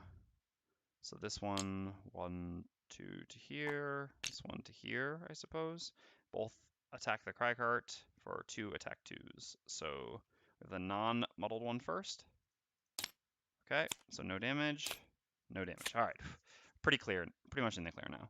Again, because we do have 2 shield and these were attacks for 2. So now the muddled one, so no damage. Okay, no damage. Whew, nice muddle. Actually, not really, because without the muddle, it would have also done no damage, but still. Thank you. More like nice protective aura. It's a nice card. Okay. And that's the end of the round. Do we need some healing? Yeah, we lost our bottom heal too, which is a shame. I mean, no matter what we're playing these 2 cards, I don't think it makes sense to do otherwise. Probably just like punching this archer and giving the enemy some curses. Curses. I think it's in our best interest to go at 27 rather than 20, so that if the bones go at 20, we don't get hit since we're still invisible. Definitely not worth short resting early here, I think.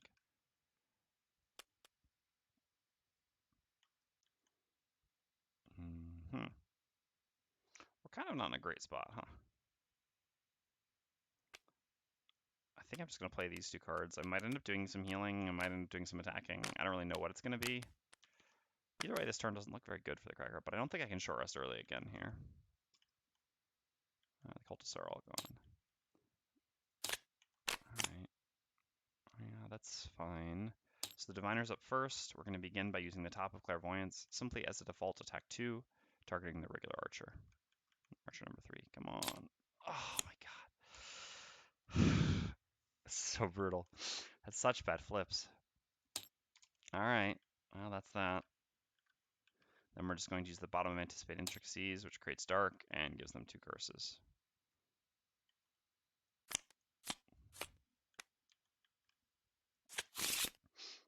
Okay, Mindthief's up next.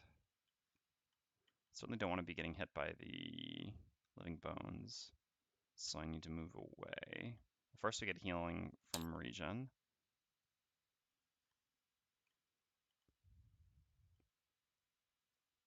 Yeah, so I suppose if I attack with Fearsome Blade, kill this, then I can just move to here. The bones will both just attack the Cragheart. Unfortunately, this is kind of unavoidable. Otherwise, I could try to kill the bones? Kill one of the bones? Maybe that's better. The archer has already gone this turn, so killing that doesn't change too much. Unfortunately, this is the bones that I'm likely to be able to kill. But if I kill this one, I mean, a skeleton's always going to hit 2 targets. It's going to go here and hit both of us. Then maybe that's still worth it. I mean, the Mindthief taking an attack here is kind of okay. The Cragheart taking this 2 attacks is much worse. I mean, 1 attack probably still ends up losing card, but I guess 1 card is not as bad as 2 cards. Yeah, I think this makes sense. All right, so let's use the bottom of Scurry as a default move 2, going to here. And this is the one that I'm likely to kill, this other one not, because let's see, 7 health, the trap does 3 damage, my attack does 4, so I'd have to get a +1 if only I knew the top of my deck. So then I gain 1 experience, I use the top of Fearsome Blade to make an attack 4, push 3, I will use the push, targeting bones number 5. I guess, even if I don't kill it, it's kind of okay, but I really need to kill it. Man, I could have killed the other one. Oh, this is actually good though. Yeah, so I kill the bones. Well, no, it actually doesn't change anything. I mean, I guess I still have the trap now, but that doesn't really change much. All right, well, the bones is done. So the archer goes now. Archer's going to move to here and attack the diviner. So the diviner takes 1 damage and gets immobilized. No, sorry, 2 damage. do damage. Let's attack for 3. Quite hard, in fact.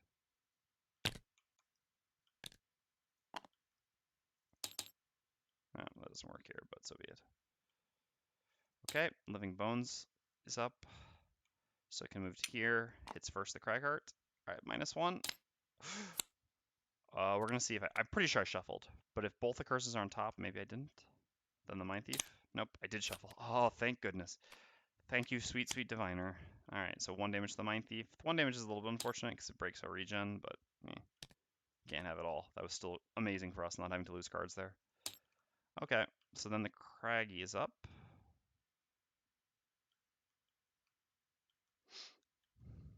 Kind of want the healing. But I also need to deal damage. The push doesn't do much here. With 2 movement, there's not really any way that I can push him into the trap. I could use... No, there's actually nothing. Yeah, it's actually one of our boots. I think it's actually better for me to heal myself here. Just so that there's no risk of losing cards next turn when I have no cards in my hand. Even though it's kind of anticlimactic. Okay, so let's do that.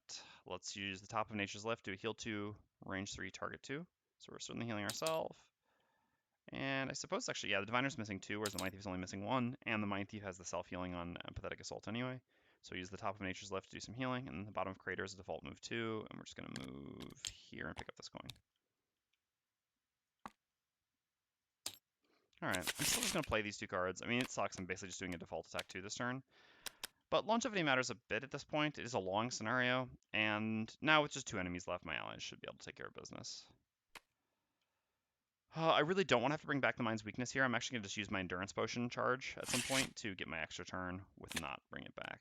Because since the Cragheart's kind of doing nothing, it's pretty important that the Mindthief and Diviner can carry the slack.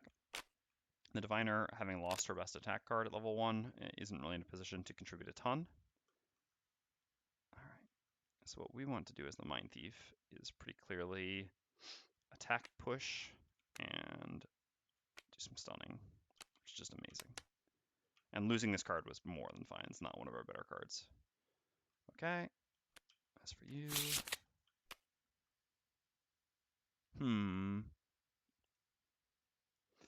I like that card a lot, but I suppose it's fine as well to lose that. It's going to hurt our movement a bit. We've only got 1 move forward, but I don't think it's correct to reroll it. Okay. So, we have Dark up. So we don't really need to attack. I guess we can attack with the bottom of Ray of Light, although I wouldn't mind saving the top of Ray of Light to heal the Cragheart. Although I suppose at the same time the Cragheart can just heal itself with Rumbling Advance when we're moving from room to room here. So why don't we take advantage of this dark by doing that top and just do a little move ranged attack on bottom here without anything, well, or we could do Peer into Battle Bottom. Yeah, and then we could save this. Peer into Battle Bottom would be nice. Getting a regen up on the Cragheart could end up doing a lot of healing here. So is this really the top we want to use then? Otherwise we could go really late and just be stunning the Living Bones. That's probably not necessary. Living Bones I guess doesn't almost die, but no, I really do want to take advantage of the dark while I have it here. And then next turn I can take advantage of the light. Oh no, I can't because I'm using, well, it's still fine. Ooh, so is that an argument for not using this here, in fact? But then we would only be able to use this for light to then set up this top? Because I wouldn't mind doing both the deck stacking things. Gives me a lot of value.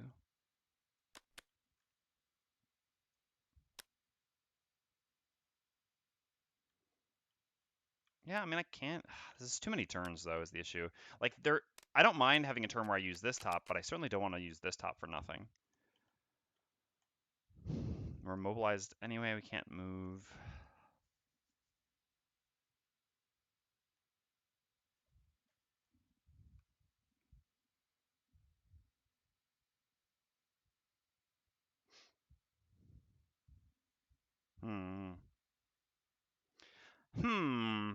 Yeah, I think this is still fine. Whatever. So we lose one of the deck stacking. Okay, so we're up first, +1 attack, huh? So we begin by using... Yeah, I mean, I think we're always stunning the archer here. The archer doesn't hit for much. Whereas the skeleton will actually hit 2 targets. How likely is it we kill the skeleton? Attack 4, so we'd have to get a +1. Ugh, if only we'd already had our deck stacked. Midara? Is that a game?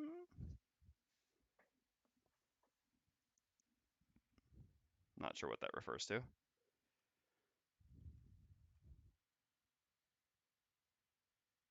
Let me take a look at this link.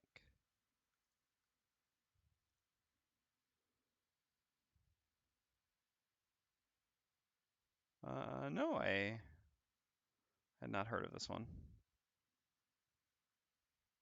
I'll have to take a look at it. I will admit, though, I'm generally rather...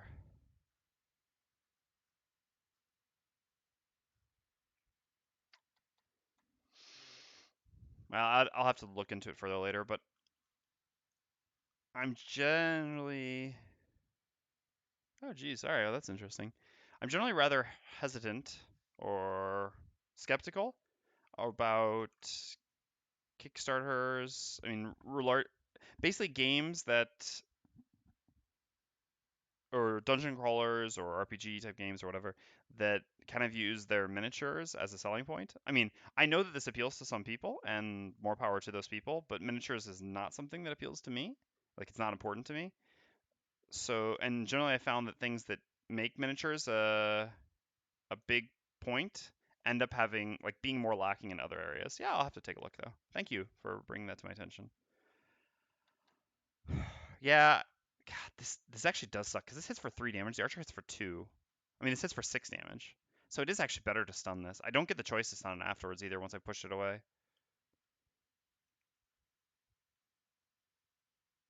The archer hits for 2 on the Cragheart. The Cragheart's at 4 now. And we're going to regen the Cragheart after the attack. Yeah, alright, so be it.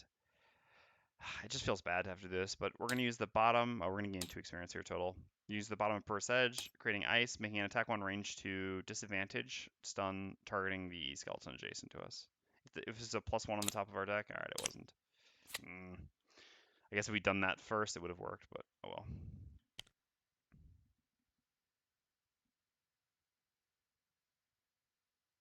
Is it dice based?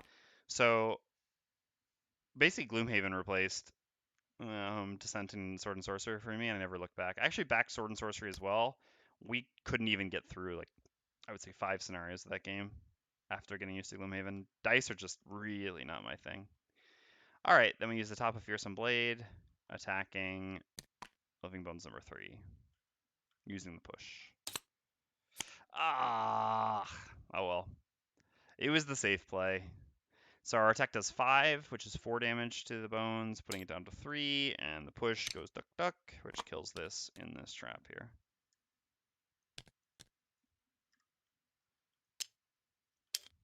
Stun wasted, but like kind of not wasted. If we had used the top attack anyway, we would have. I mean, this again just goes to show the power of the diviner abilities. If we'd used that attack first, we would have gotten a +0, and then we wouldn't have killed this, and it would have done 6 total damage.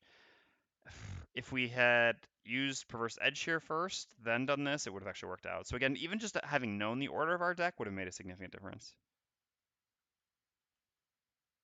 Okay. Anyway, so the archer goes, targets the Cragheart, moves 1 away, places a trappy guy here. Attack on the Cragheart for 2. Okay. Take 2. Just going to quickly blow my nose, sorry.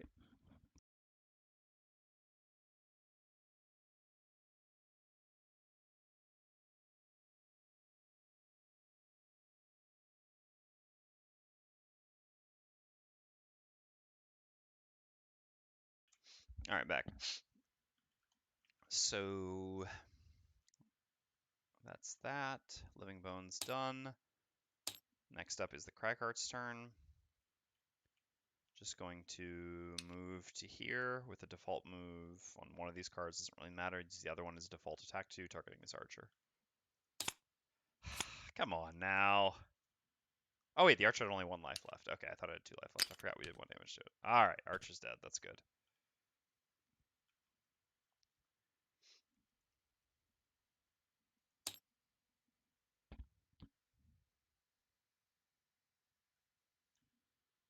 Okay, and then it is the Diviner's turn. We're going to end up gaining 1 experience up here, consuming Dark. We get to look at the top 4 cards of a modifier deck, and put 2 back. Or put 2 on bottom, 2 on top. Well, as usual, the Mindthief deck is the most important. Ooh, nice.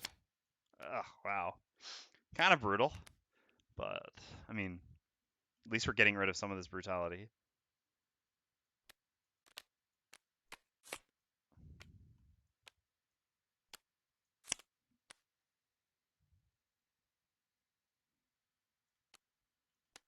And yeah, I think I'd rather have the +0 first.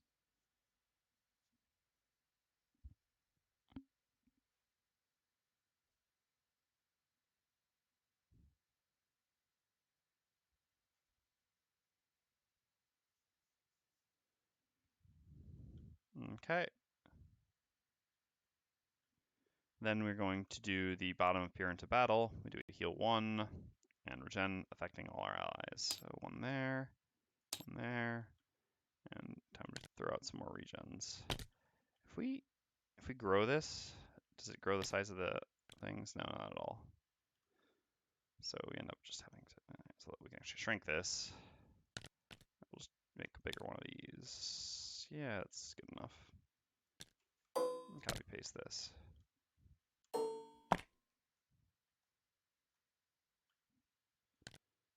Regen. Okay.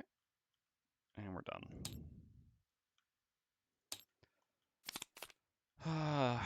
Absolute long rest here. Gotta get the boots back.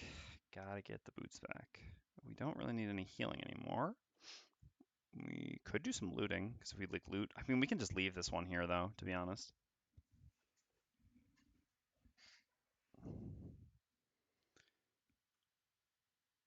So go to there. It's probably fine.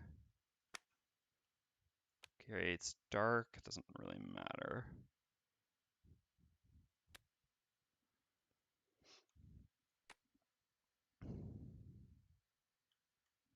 I never actually played Descent First Edition. I only played Second Edition. I enjoyed Descent Second Edition a reasonable amount until playing Gloomhaven, but have not touched it since.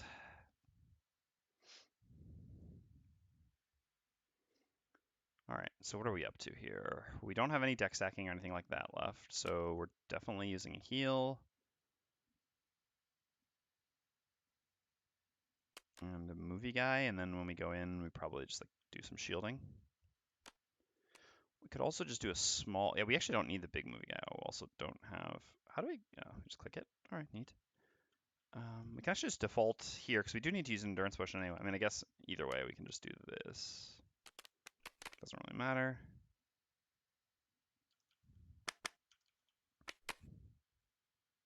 Okay, so here we go.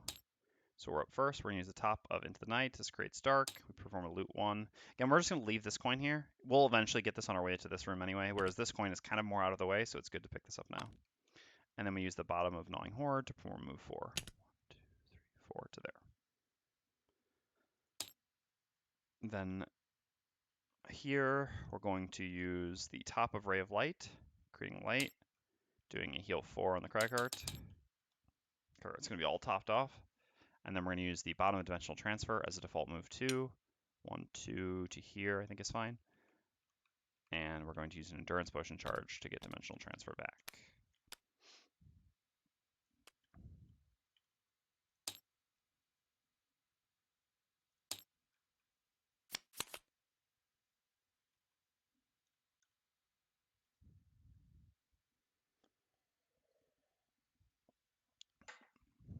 All right.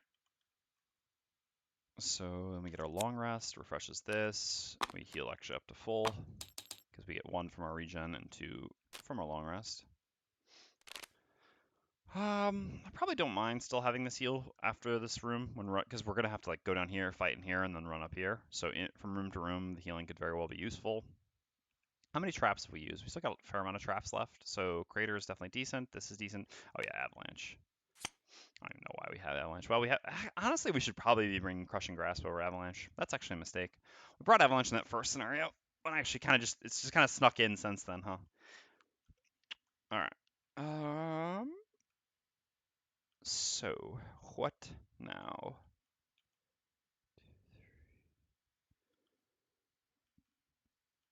Hmm.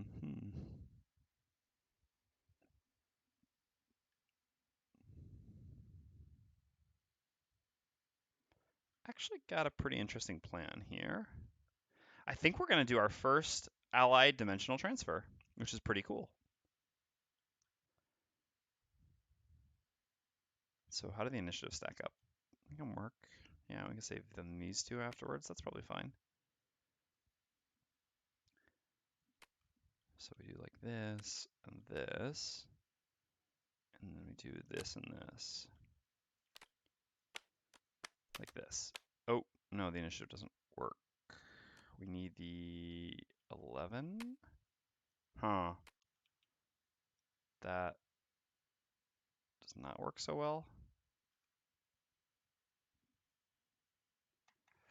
Works much less well. All right, so if we have to go at 20, then we have to go at 30. This is more risky, but I think it's okay. So we're gonna use the top of Scurry. 1, 2, 3. Hopefully with, oh, we don't actually have our boots anymore. Yeah, in this case, this means this sucks a lot more. Well, I mean, it still does something potentially to use it. We can actually move with this and then potentially use Scurry since we don't have our boots. So 1, 2, 3, 4, then Scurry. And then the Diviner can maybe like move up and Invis stun us. Maybe Invis stun an enemy. Because the thing is, we're probably going to long rest next turn on the Mindthief. What I really wanted to do, but I needed to be close to the door. I wasn't close enough, and I needed to have boots, was do Scurry doing 1, 2, like 1, 2, 3, or maybe even 4 with boots if we need to attack something, and then move back to the door at the bottom, and then get Invis stunned on the door again, which would be fine since we want a long rest next turn. But since we don't have the boots, we don't actually reach. So in the end, I think we just played these two. And we're still going to go after at 30. I think 30 is fine for what is in this room. I think it's just Earth Demons at 3-player. Could be Cultists as well, but even so, 30 is fine for stunning Cultists.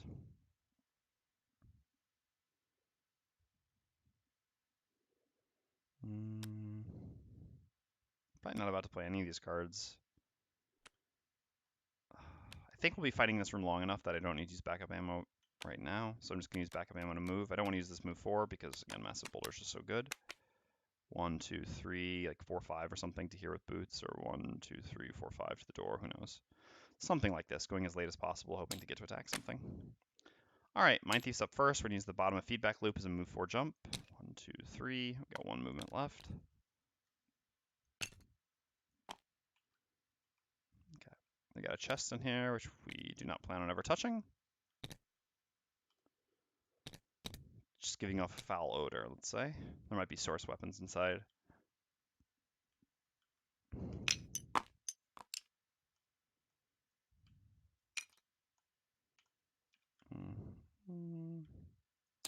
Just Earth Demons in the end. Okay. So 13 and 20 health, respectively. That's a lot of health to get through. Mindthief can do some work on that front, I suppose. Man, losing Frigid Oppression first, though, definitely not ideal. They each have 2 movement. Plus 1 movement here, so 3.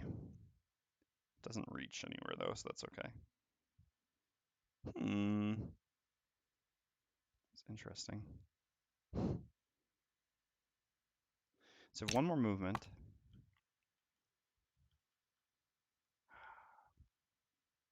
So what's interesting is we could actually stop here. We could get invised by the Diviner.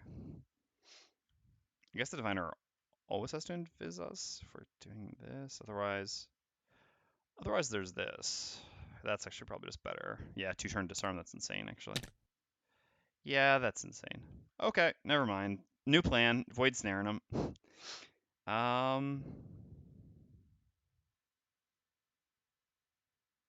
In that case, we don't get to go attack anything, though. That's okay.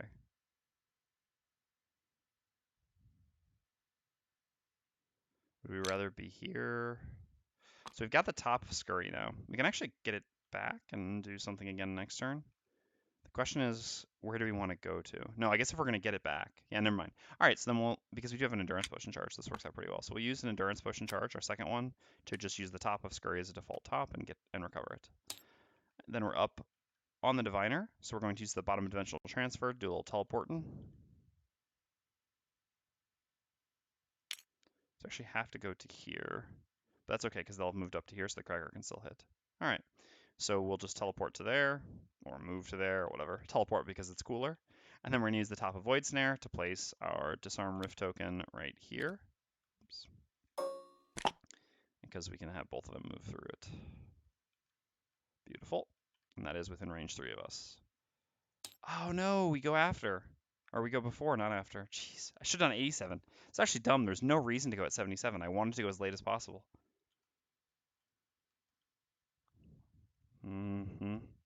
That's really unfortunate.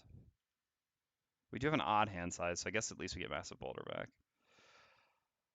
All right, so I'm gonna use the top of back or the bottom of backup ammo as a move 3. 1, 2, 3 to here. And then I'm just gonna use the top of Massive Boulder as a default top. And minor endurance potion to recover it. All right, the Earth Demons go. Moves like this, and they're both disarmed. Which is pretty crazy. Yeah, I mean, it's not super easy always to use this, but when it works, and that's really how it should be, because it's such a powerful effect. Like, I think this card is surprisingly well balanced.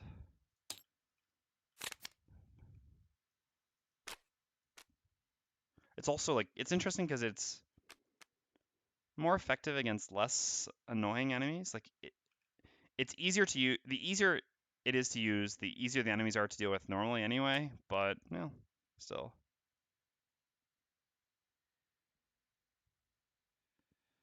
Well, I say surprisingly, but I mean, let's.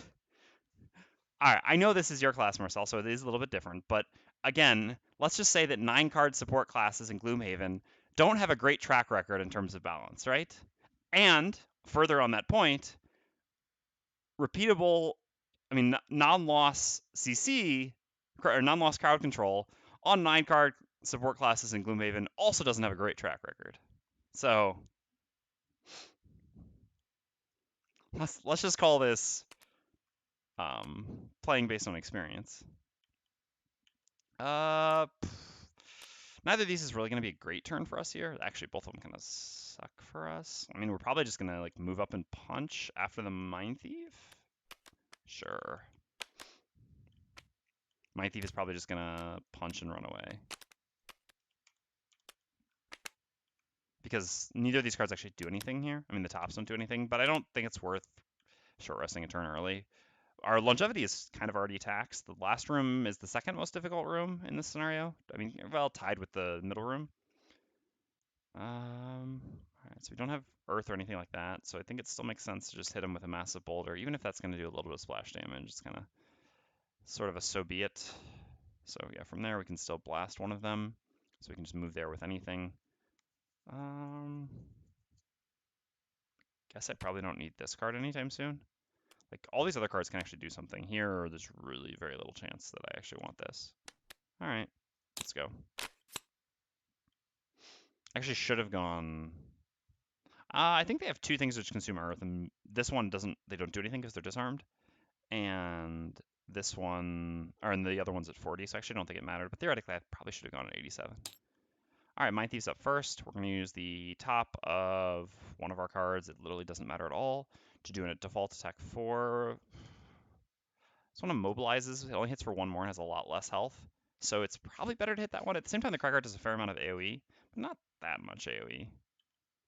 Let's hit the elite. I think that's probably correct. No, because the sooner we kill one of them, we can also just CC the other one more easily. Yeah, all right. Because this is an attack 4, and then if we Massive Boulder the other one, I mean, even this one, that's 7, and then, yeah. Dirt Tornado, it's only 3 more, so 10. It's still not dead. All right, let's hit the regular. So, making an attack 4. What do you know? 4 damage. And then we're going to use the bottom of whichever other card we didn't use as a default move 2, and we're going to move back to here. Okay. So then we're up on the Diviner. As the Diviner, we're simply going to do a default move 2 to here, and then a default attack 2, probably targeting the regular as well. Ooh, nice.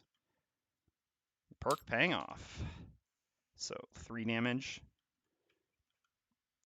Then the Cragheart's up. We're going to use the bottom of opposing strike as a default move 2. Might as well get up in the doorway. We kind of want to be closer, I think, in general anyway, and we're the tanky one.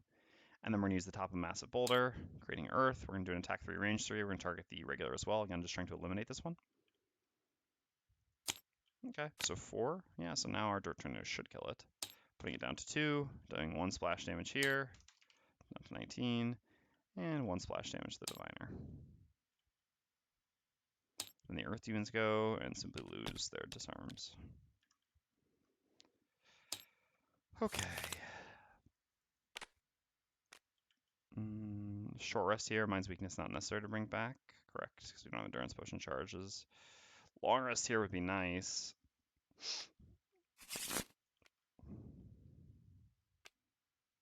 But I don't think we can afford it. Oh, no. I really want to keep that, but I don't think it's correct to reroll either. Also, I don't really love losing a move 4. Also, do need to long rest at some point. Take my boots back, but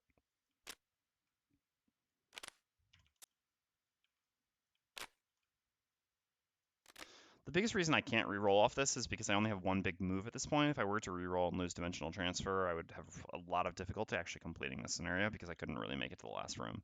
I do really want this card because I want to be able to use the top before going into the last room, but I still got 1 stacking, even if this stacking is a little bit better than this stacking. They're kind of similar at level 1 at least. All right, so this has 2 health left. I mean, we should still Dirt Tornado. We're certainly Dirt Tornadoing. I think we probably should Heaving Swing.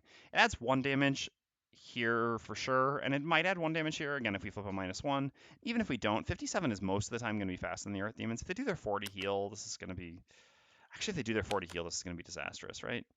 Yeah, alright, so that's actually not correct. So...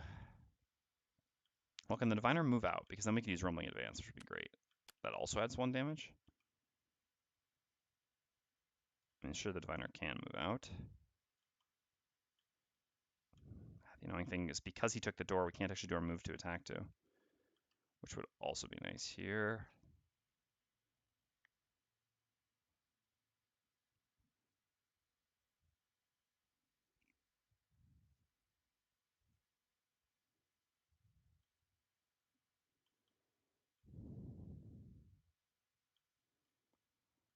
All right, so what if we don't Rumbling Advance then? Because I would really like to do this. What if we actually do this again? The 40 is still kind of bad for us here, but we can actually do this, because if the Cragheart moves first, then we actually can move onto the door, which gives us a free attack too for the Diviner, which is pretty good. And then because we're leaving this spot, it actually allows the Mindthief to move up as well, which is also pretty important, I think. And then the next turn, the Mindthief can do a stun without having to do like scurry this turn with it. So which attack do we want to stun with? Probably better to keep the loot. Also want to probably keep our bigger move. Probably want to keep the push. So I guess we're going to just move with this. Probably don't need the healing so much. We do need the Diviner to move away before we can move up though. So we actually have to go after 30. Well, that actually means we literally have to play this card. So be it then. I guess if we're losing the other movement thing, we should probably keep Scurry just in case. So let's go like this then. Oh, but if we're going to Void Snare them... No, this is still fine. Because we've got our move jump. This actually can work. In that case, should we do the push? I guess we can do the push next turn if everything works out. Yeah, this is safer. Ah, the 40. Oh, that's brutal. Well, I mean, I'm glad we played around it. It sucks that they're not moving because now our Void Snare plan doesn't work as well, but that's okay. All right, so the Cragheart's up first. We're going to use the top of Dirt Tornado, gain 1 experience, do an attack 2, muddle. Hitting both of these will do the elite and then the regular. Okay, fine ordering there. So 2 damage here, down to 17. 2 damage here, this one's dead. Okay, then we have a default move 2. We do really want to let the Mindthief get to here, but I guess letting the Mindthief get to here is also just the same. So we could go pick up that coin here. We do need still to pick up one coin. I mean, we should pretty easily be able to grab one more, but at the same time, it's kind of a why not. Well, the why not, I guess, is because we don't have that much movement after. Actually, we have like no movement afterwards. But we also kind of do want to get into melee with him, so I don't think it costs us too much. Yeah, all right, let's just use unstable upheaval and move to the coin. I mean, we just want money. And this one's muddled, but I'm not bothering to place it because it's not attacking this turn. Okay, so then we're going to use the top of Void Snare simply as a default attack 2. This thing's not attacking, so neither attacking nor moving, so we're certainly not getting any disarms. So as a default attack 2, miss. Then we're going to use the bottom of Ray of Light. We're going to move to here and do another attack 2. Okay, so 2 damage. Down to 15. Then the Earth Demon goes. It does a heal 3 self. Doesn't do any immobilizing because there's no longer any Earth. And then the Mindthief stop, we're going to do a move 4 jump with the bottom feedback loop. 1, 2, 3, 4 to here. And we're going to use the top of Empathetic Assault simply as a default attack 4. -1, so 3 damage, putting it down to 15. Wanted to go to here rather than to here because this allows us to push this into the trap next turn while using the bottom of Frigid Apparition, or Perverse Edge, to make sure that it's done. Which is exactly what we're going to do. Where are you, Pushichi?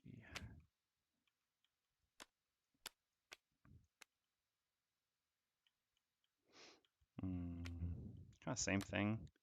This is actually our best, the top attack 3 here. I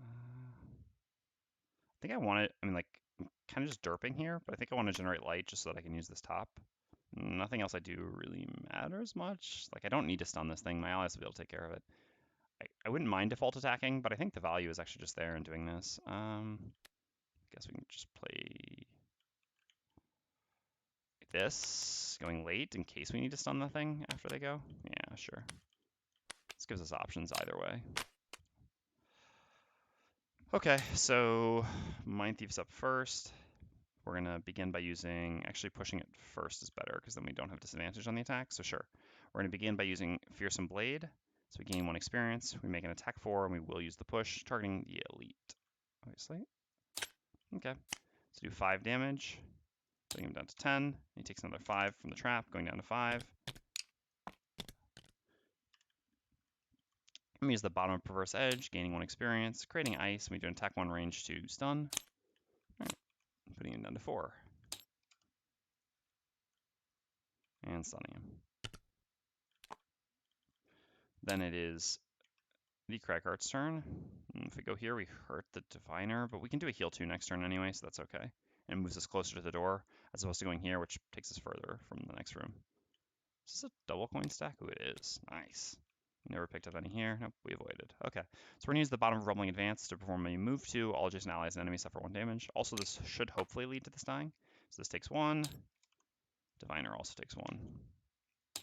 Then we use the top of Heaving Swing. We're not going to use the push. We're simply going to make an attack 3. Just need +0. All right. So now we've still got 1 more turn we got to deal with. But so be it.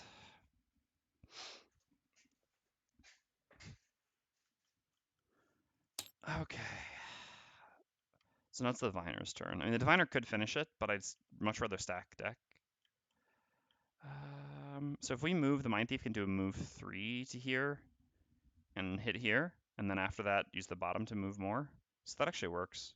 Also works with fine initiative, so yeah. So let's actually stack, I think oh no, so we don't get to stack the Mindthief deck this turn, but we can do it before the Mindthief goes next turn. Yep. So we can put even like a kind of not good modifier there. Yep. So we're going to use the top of Protective Aura. We gain 1 experience and we create light, and then we're going to use the bottom of Dimensional Transfer to do a teleport 4. 1, 2, 3, 4 to there. Okay, the Earth Demon is stunned, so does nothing. Will you have range? Yes. She also made long rest, so who knows? Doesn't matter too much. Need to go before. Need to go, well, whichever, doesn't really matter. All right, let's do it. So we go first here. We're going to use the top up here into battle, we gain 1 experience, consuming the light. We get to look at the top 5 cards of the Mindthief stack and put them back in any order. See, what we actually want is... Oh, God. No! Why can't we have the one that lets us put cards on bottom? Oh, my goodness. We... Man, our deck... Like, I was hoping to see the crit somewhere in here or something like that, you know? Sometimes you stare into the future, and the future is not good for you. We put a -1 and a miss on bottom, to be clear. So that means that, let's see, have we drawn 1 -1 already? Yes, we've already drawn 1 -1. Then we had 4 cards, so I don't know when we drew. I guess we could see when we drew it. Yeah, so 1, 2, 3, and then there were 4, so 7, 8, 9, 10, 11, 12. Yeah. But anyway, so there were 4 cards that had 3 -1s and a +0. No, 2 -1s. No, sorry. Had a 1 -1. Did we put a -1 on top? Oh, that was the -1. Yeah. So never mind. We saw 2 -1s, a +0, and a crit. Or sorry, and a miss as 4 when we looked the last time. We put a -1 and a crit on bottom and a -1 on top and a +0 on top. And then we look again and we have, with the -1 and crit still on bottom, all the remaining -1s and the -2 in our deck. Ugh. All right. So we want the -2 as the very first card we draw. Like, I was happy to get to see that at some point because we're making attack 3 and we only need 1 damage. After that, I mean, there's no way we're even getting to reshuffle this deck, so it doesn't really matter much. Why do I deserve this, Themris? Why? Yeah, all right. Fair enough. I mean, I guess then I would still rather draw this next, because then maybe I get to do this again and hopefully draw up like the. And I would rather have more damage sooner, and maybe, like I said, I would get to do the 5 again and get to draw the crit up or something so I can reshuffle before going through this awful pile of -1s. All right.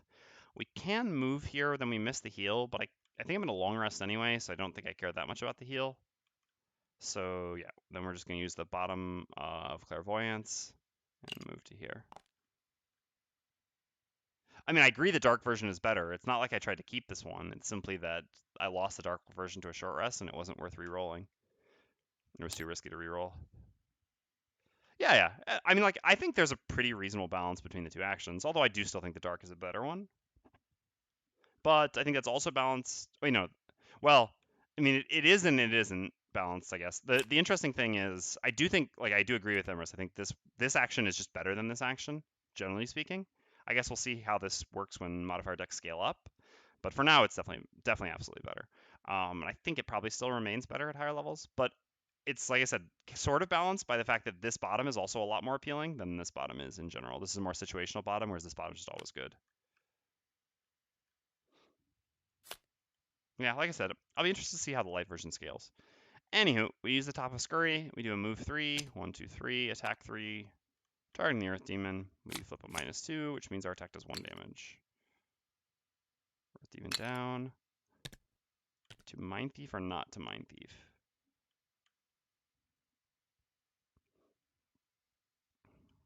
Yeah, I mean, we don't move much then. No, it's just 1 coin. That's not the most important thing in the world. How much longevity do we have left? Not a ton. Yeah, all right, let's just leave this coin behind. Then we're just going to do a default move 2, like this, using the bottom end of the night. Cragheart's turn. We simply use the bottom of one of these cards as default 2 to here. I guess we can long rest. We can actually use our Boots of Striding to get 2 more movement. In that case, we get the healing on the Diviner anyway. So then we use the top of Nature's Lift, which just heals the Diviner for 2. Also doesn't really matter because we're in long rest, but... Alright. And the Earth Demon was limited.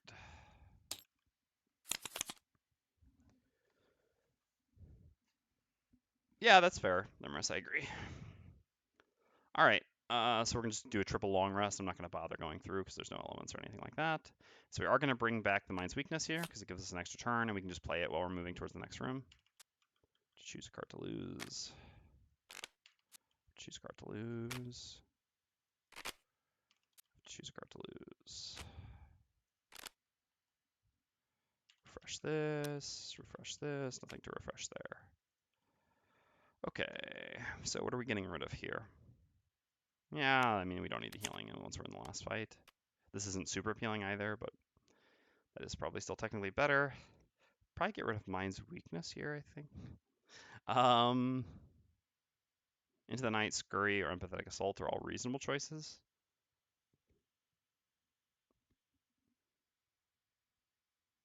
I think I really want to keep this in the last room because there's gonna be some. I guess this is also just a big loot. All right, yeah, that makes this easier to get rid of. As for up here, this is more difficult. I guess Void Snare is not very good in this last room.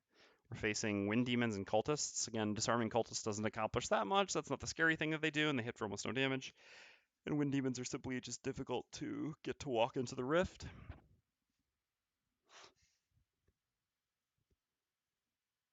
Yeah, I think that's reasonable choice.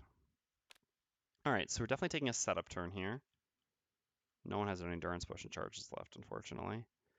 All right, the backest uppest of ammos, and I guess moving on to the double coin is good for us. We won't need this right away, I think. No, it's not even that good. Yeah, I think it's better. We can just potentially use Crater. Dirtend is just not that good once you have backup ammo up, so I think it's reasonable to use that move 3 here. As for us, it's always the Mind's Weakness that we're setting up.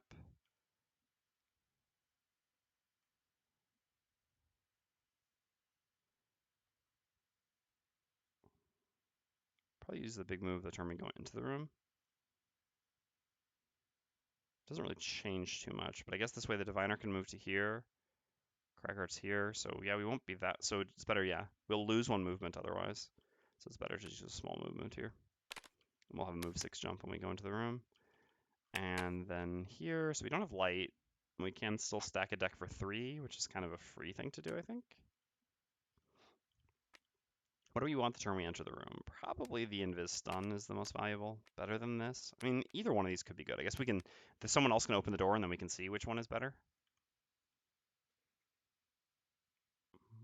I mean, someone else isn't gonna, yeah, I guess the Mindthief can open the door first. Actually, not really. This could also be a good bottom for the turn we go in. Then we're not using the stun. The stun is important if the cultists flip a, what if we,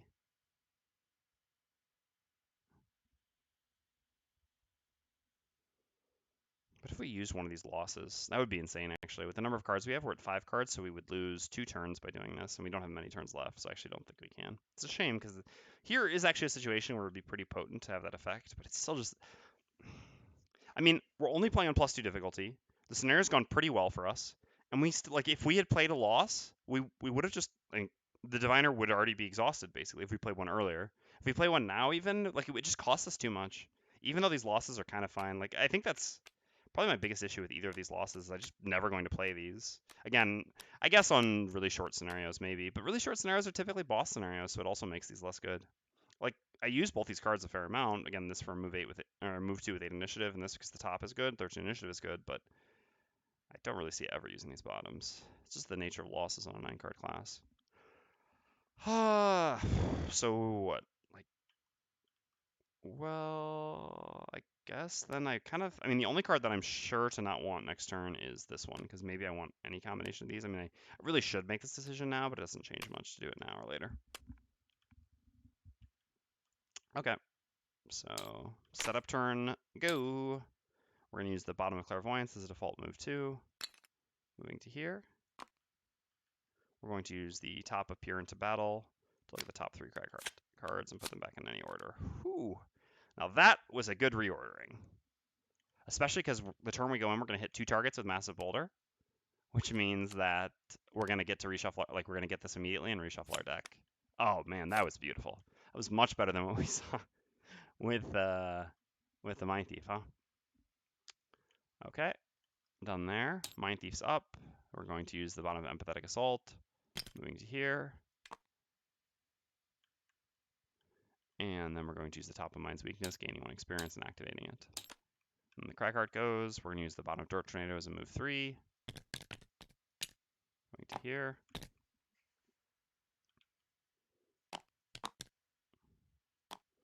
and then we're going to activate backup ammo. Our next 4 ranged attacks gain add target.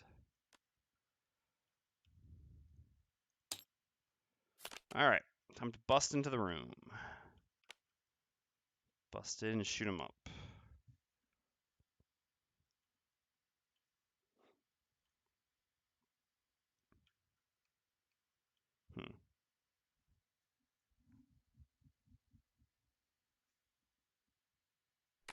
I guess we can technically.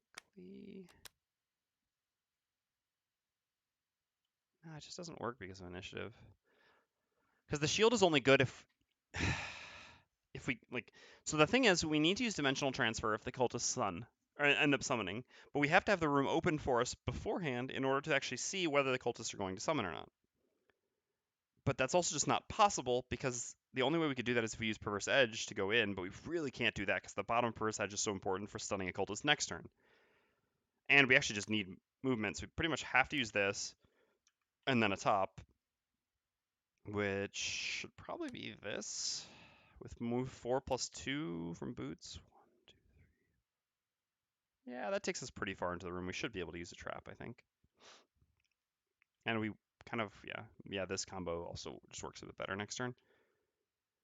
Yeah, I guess if the Mindthief's going so far in, the shield is not likely to be that great, so it's probably better to just do this and this. Here, the initiative doesn't matter because the stun only needs to come before 63, which is when the cultists summon. Otherwise, we don't really care that much. I mean, yeah, in the end, like, maybe the cultists aren't going to summon, so we're not going to need to stun a cultist, so then we could have stunned a Wind Demon. But whether we stun the Wind Demon for this round or next round, I mean, yes, it could change something if we see that the Wind Demon is doing something very good this round, but generally speaking, like, strategically speaking beforehand, it doesn't change anything.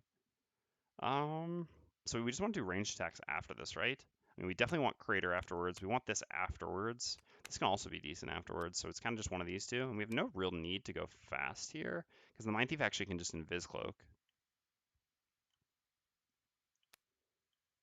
Yeah, and things clumping up is actually good for us in the Massive Boulder, although we'll still go a little bit earlier. But yeah, this actually works. Okay. Let's go. Mindthief's up first. We're going to use the bottom of feedback loop as a move 4 jump.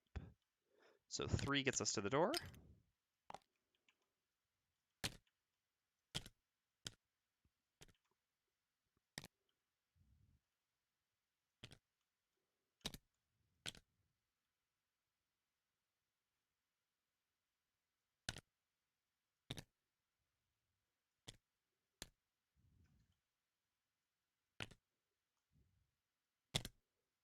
Okay, and then we've got a line of coins here. All prepped and ready for the Mindthief. So here with a loot 2 gets us all the stuff. All right, let's see what they're all up to. We've got cultists, no summon, okay, and wind demons. No wind, so that's not that bad. All right, what do we have? We have, again, 1 regular, 1 elite for wind demons, and 2 regular cultists.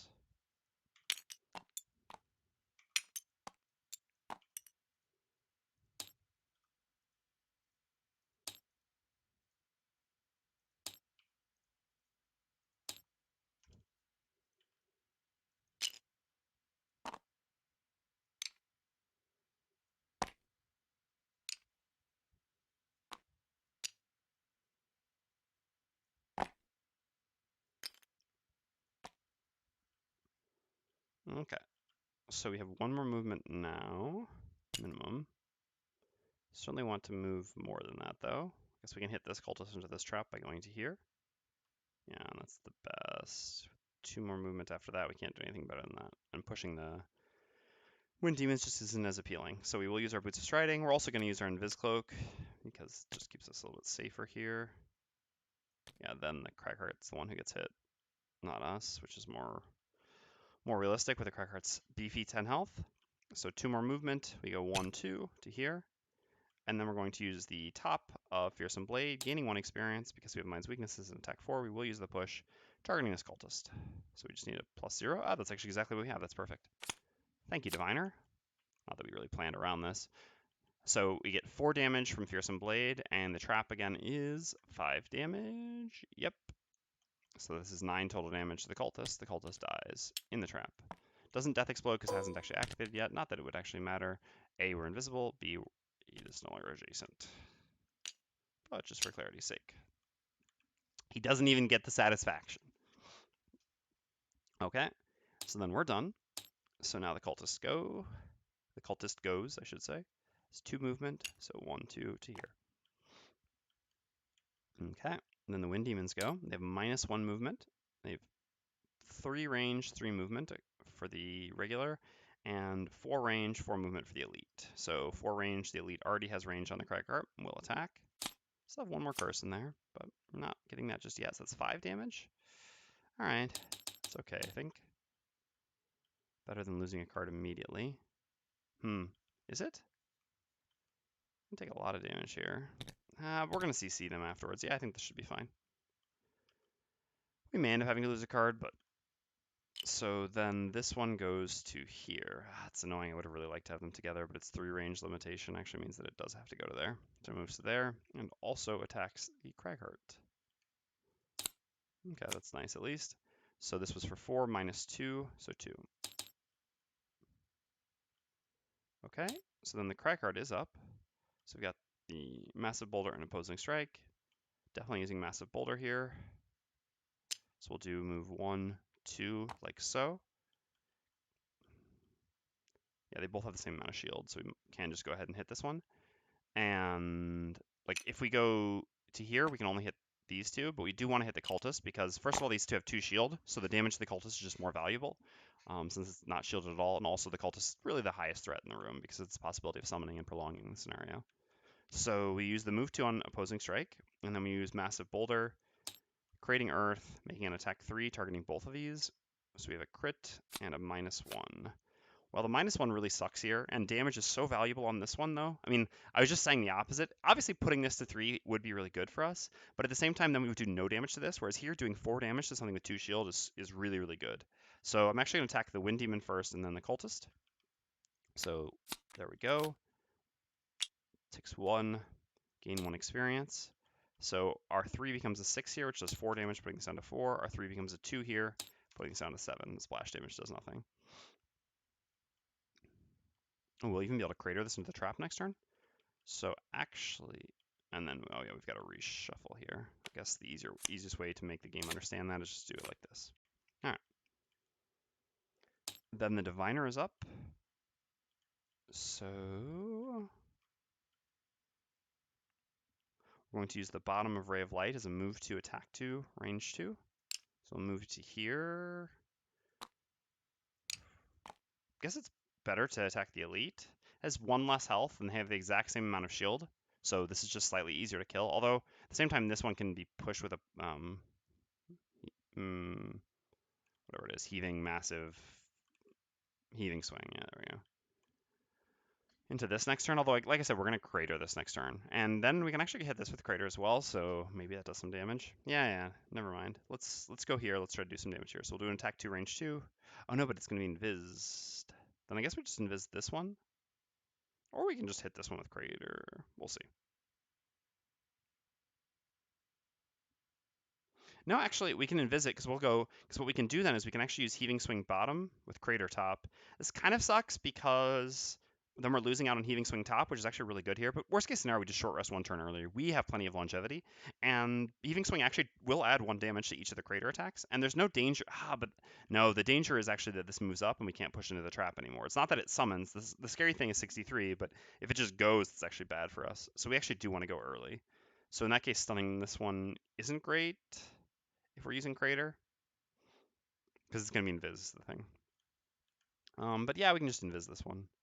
Or, no, I guess in that case, it is, no, but anyway, yeah, whether we go here or here, we're always invising this one, because this just hits for more. I mean, no.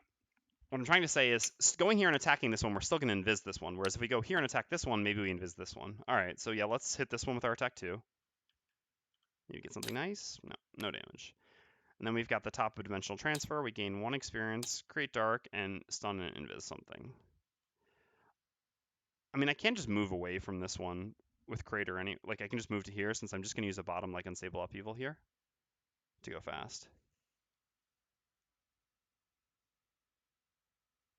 Yeah, sorry, I had already said that I would do that. I just forgot about it. Yeah, I can take care of that. I can do it.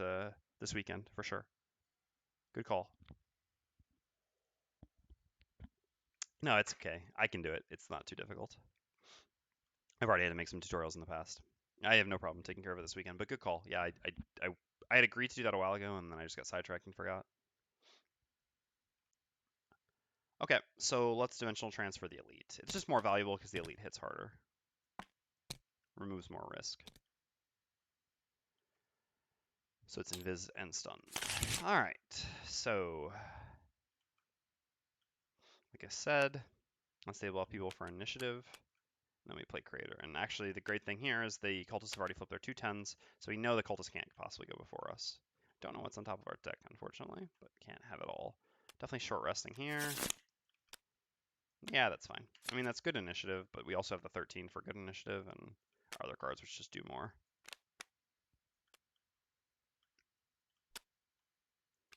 So I think 20 is fine.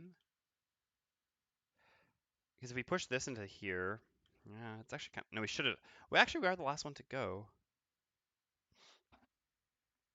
Okay, no, I'm changing my mind. I'm actually going, oh no, I've already done my short rest. Ah, no, new information, rough. I should have actually done this one because I can stun this one. I guess I can still do it. It's just the crater does 3+5, so it should kill it unless we get a -2, which is so unlikely. But that would be the advantage of actually going later with the Mindthief, is that we would get to go afterwards. We could move here with Scurry, attack this one if it lived, and then still stun this. But it's so unlikely anyway.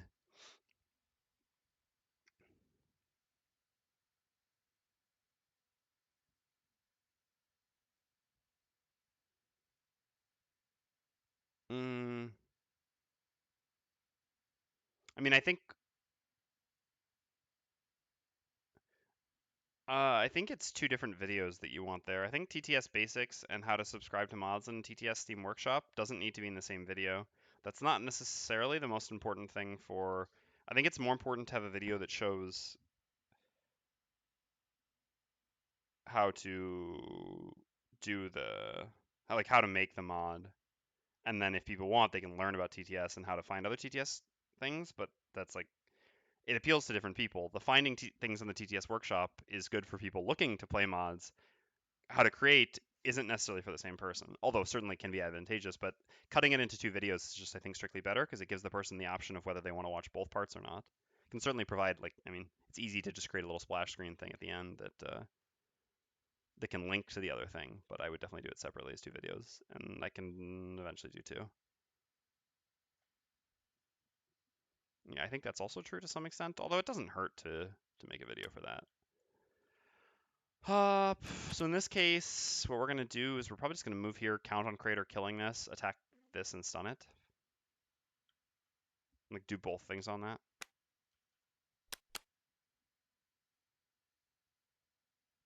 Yeah, I will try to remember to do that. Yep, good call.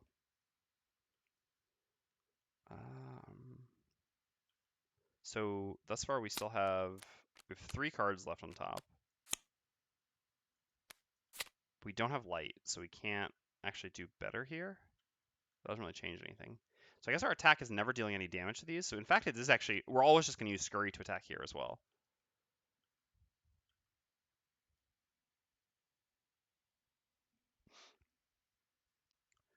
So after that, then we can mess with the Mindthief's deck maybe, even just at 3 cards, because there will be a -1 left on top.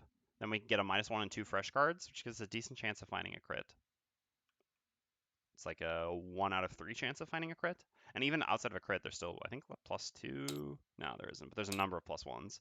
But still being able to put the 2 +1s on top of the -1 would actually be pretty good. Because -1 is so bad when attacking these wind demons where we do so little damage anyway that I think this is actually just worth doing. We don't really need to be stunning anything. I mean, I guess we can do this and we can have the option to stun, worst case scenario. No, I think I'd rather save the stun for next turn with like good initiative. Yeah, so just doing this and this is fine.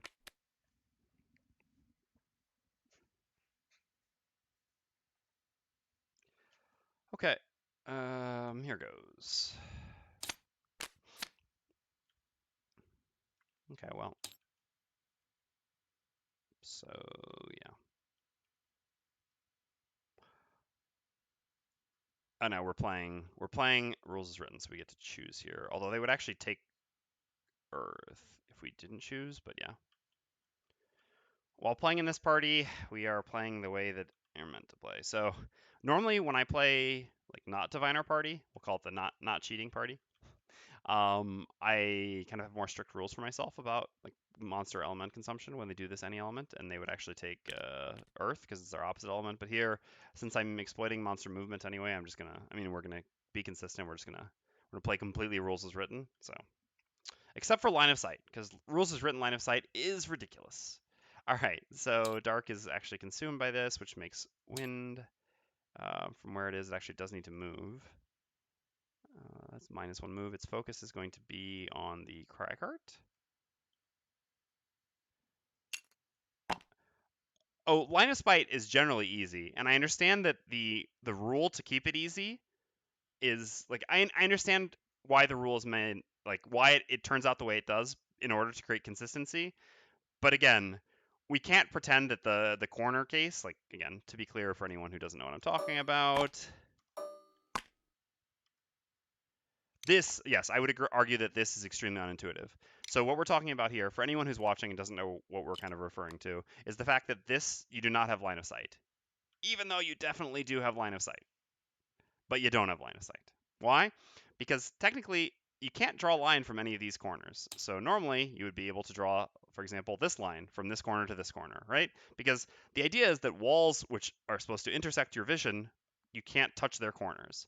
But technically, you can't actually touch any corner, even though, of course, touching the corner of this wall doesn't in any way impede your vision to this thing which is in front of you, a wall behind you.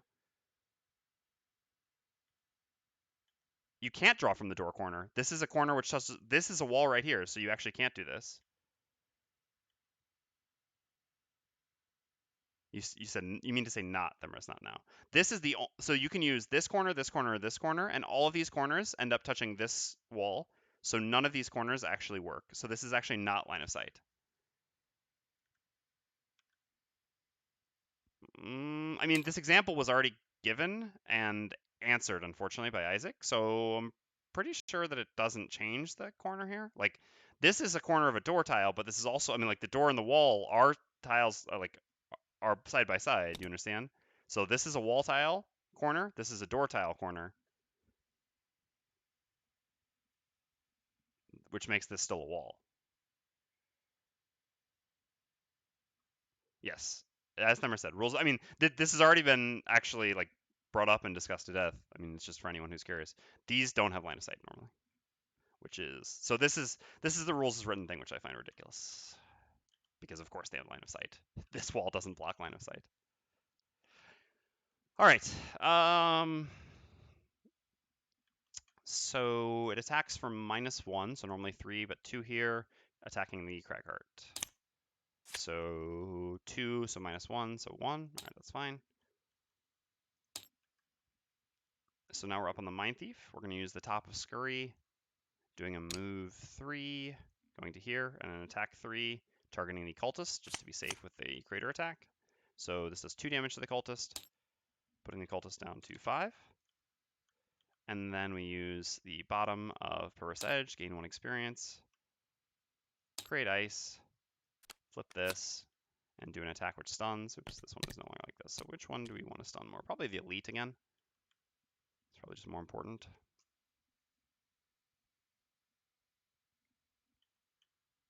Yeah.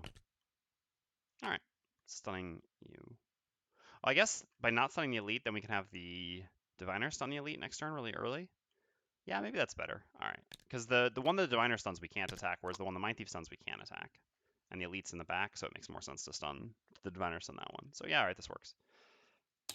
All right, Cragheart's up. We're going to use the top of Crater, consume Earth, gain 1 experience, make attack 3, range 3. We also gain 1 and more experience because we get a backup ammo charge, which adds target to our attack. So we're going to target the, I guess, the elite Wind Demon and the regular cultist.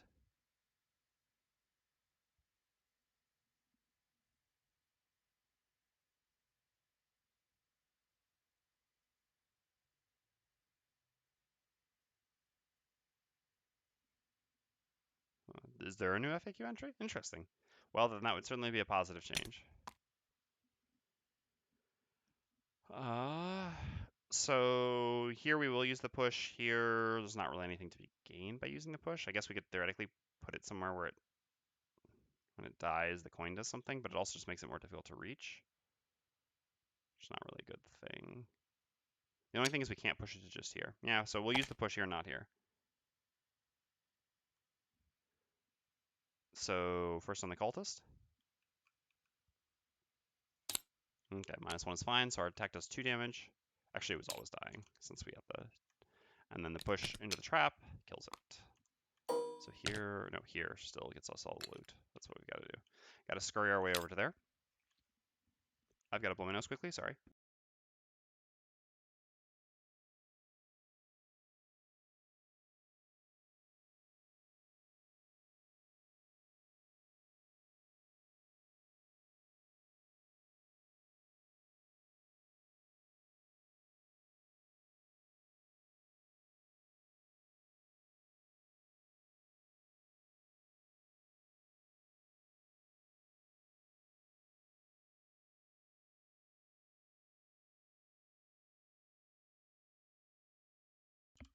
All right, back.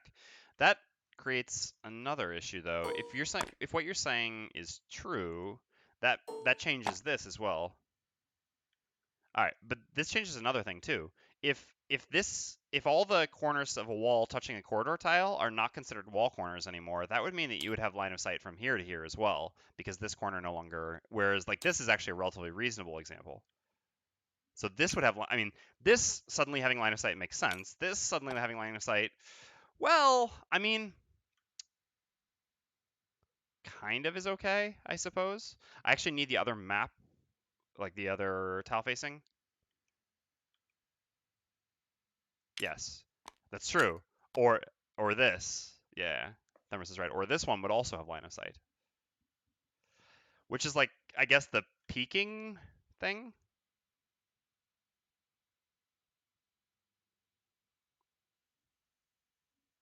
But yeah, so that would make both of these have line of sight, which is certainly significantly different than before. Anywho, so now we get our attack on the elite, where we will not use the push, because again, don't really believe there's an advantage to it. All right. We do actually do 1 damage to him, because he was stunned, so he does not have the 1 extra shield. Cultists go, but have been eliminated, and then it is the Diviner's turn. So the Diviner, first we're going to use the top up here into battle. Yeah, I think we're going to still do this in the Mindthief, hoping to get some other good stuff on top of this. All right, yeah. I mean, even if we don't get the crit, just getting 2 +1s instead of the -1 while attacking these things with 2 shield is so better. So much better. And then we're going to use the bottom of Ray of Light as a move to attack to all that nonsense. And we'll just move to here and attack the elite. Again, because it has 1 less shield. All right, no damage, but so be it. Short rest here, keep the Mind's Weakness up. Can't lose Scurry, don't want to lose Perverse Edge. I mean, we can't lose Scurry. This loots so many coins for us, it's really important. We don't actually have this anymore. So, yeah, goodbye, Perverse Edge. Gonna make things a little more difficult for us, but so be it. So I want to keep this for next turn. I guess this attack gives me a fair amount of experience. This gives me good initiative. These cards are actually really good for us. Even though we don't get experience because we're not doing a range attack, rumbling next to one of them gives 1 direct damage, and then pushing into obstacles can do some more direct damage. We can go to there, get 1, and then 2 direct damage, so we can get 3 total direct damage to the elite, because we do have our boots. Perfect. And us, I guess we want to go after then and stun the elite. It's annoying, because what if they do their 21? Then I'd actually rather... What if we just go earlier and we'll figure it out? We can maybe stun, because if they do 21, then we can still stun and the Cragheart will be fine. So actually, it's better to have the Cragheart go late, because then we can stun the elite. The elite will lose the invis and stun, and then we can still go do exactly what we want to do here. All right. Because the regular is stunned anyway. This works. This makes it much safer. So yeah, it's actually good that we switched to 57. Otherwise, we would have actually gotten punished here. We wouldn't have been able to do exactly what we want to do. I mean, we still would have done something, which would have been fine. But all right, we're gonna use Fearsome Blade. This is an attack 4, targeting the regular. We flip a +1. This makes this 5, which is 3 damage to the regular, putting it down to 2. Then we're going to use the bottom of Empathetic Assault, and we're simply going to move to here.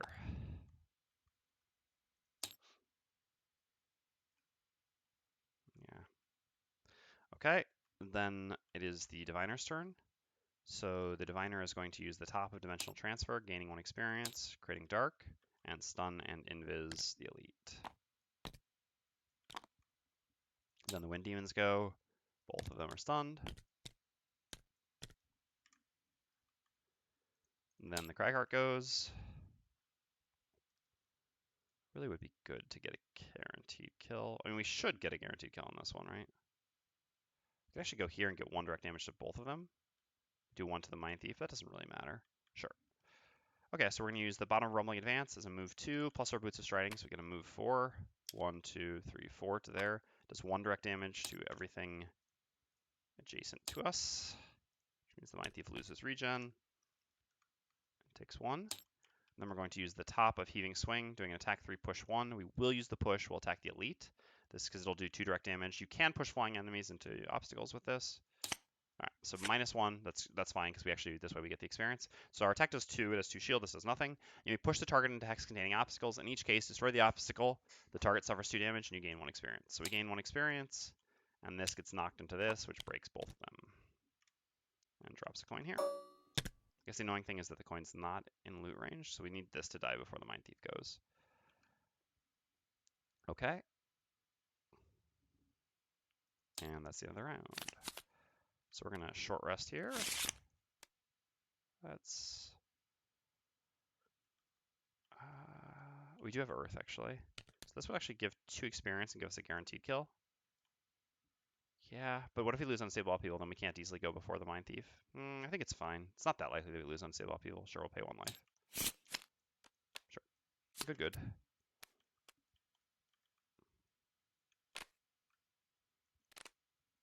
All right, so we can do this, plus this. 1 direct damage from Crater gets us a kill on the Wind Demon. Unstable Upheaval top gives us initiative and 1 more experience. Just kind of milking experience here. Here, we'll short rest. Yeah, we can get experience from this top anyway, so it doesn't really matter. I guess theoretically the best case would be able to use this bottom and this top. That would give us 2 experience. So we can't get coins anyway. We might as well reroll. It doesn't change anything if we end up losing this, then it ends up being exactly the same, but we've got a 2 out of 3 to get better. Alright, well, so be it. Can't have it all. I've been pretty fortunate in this scenario in terms of the summons. So this top gives us 1 experience, and I guess we want to go after our allies, since we got a stun ally here. We can't get experience anywhere else here, so something like this.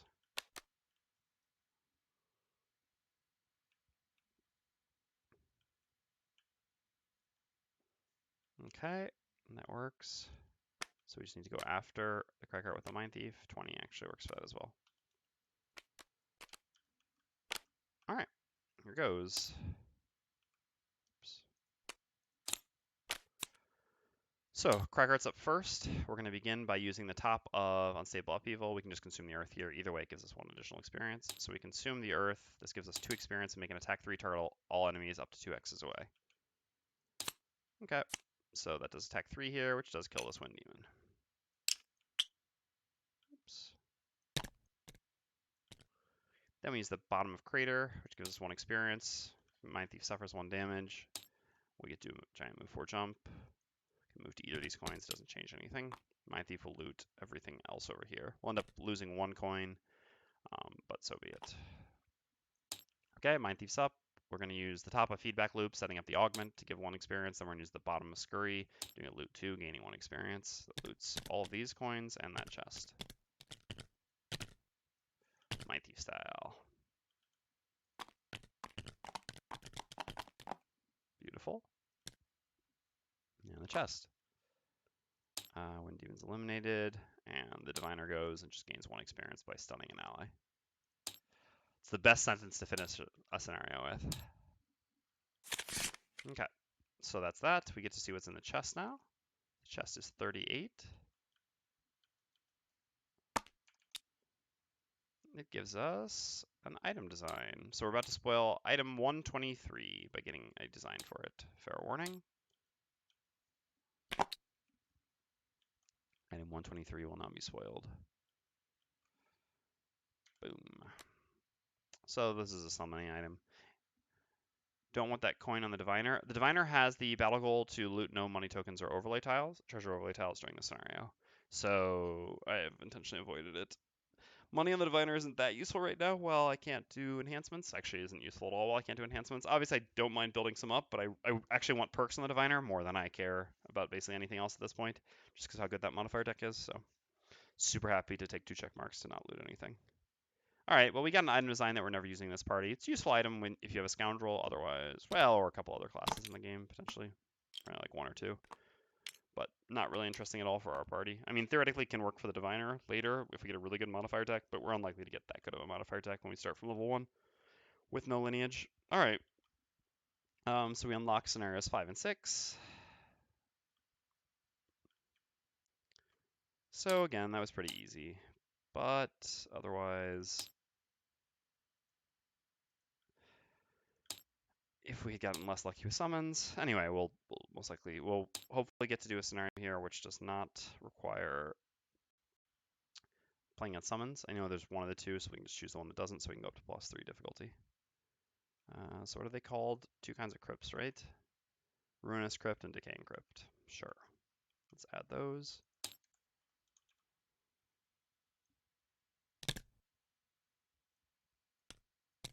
So this one goes here, and this one goes here. Unfortunately, this is the one we want to do for progressing like the direction we're going.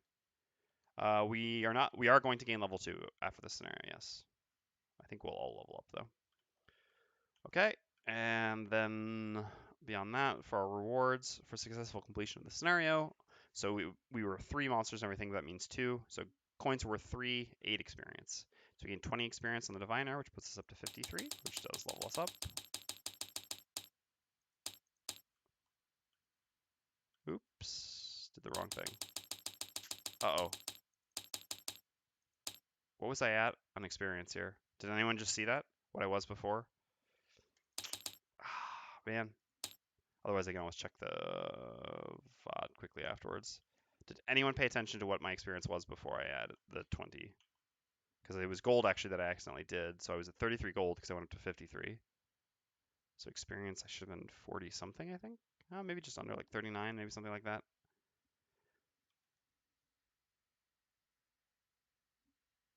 Oh yeah, you can. It just, yeah, 10 at a time. Yep, thank you. Anyway, did anyone see my experience? Well, we'll move on for now. So we gain no money there. We gain 20 experience. We'll figure out what we were at before. So here we gained also 20 experience. So we go up to 50. Oh yeah, but here we're not on the other mod sheets, unfortunately.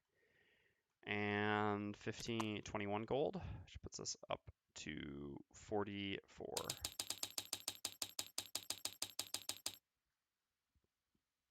Here it's 15. So we gain 30 gold here. Oh, Mindthief, making out like a bandit. Puts us up to 45. And for experience, we gain 24, which puts us up to 65.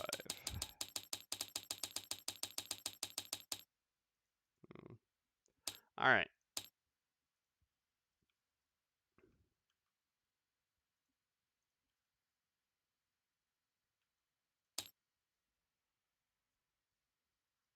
So no one figured this out. Well, I'll just go back and check the VOD, I guess, during my quick eating break. I mean, regardless, we're at least 45. I don't know exactly what we're at beyond that. So we gained 2 check marks here. Everyone completed their battle goal, right? Yep. We looted 5 or more. We looted 7. And here we did kill 1 elite.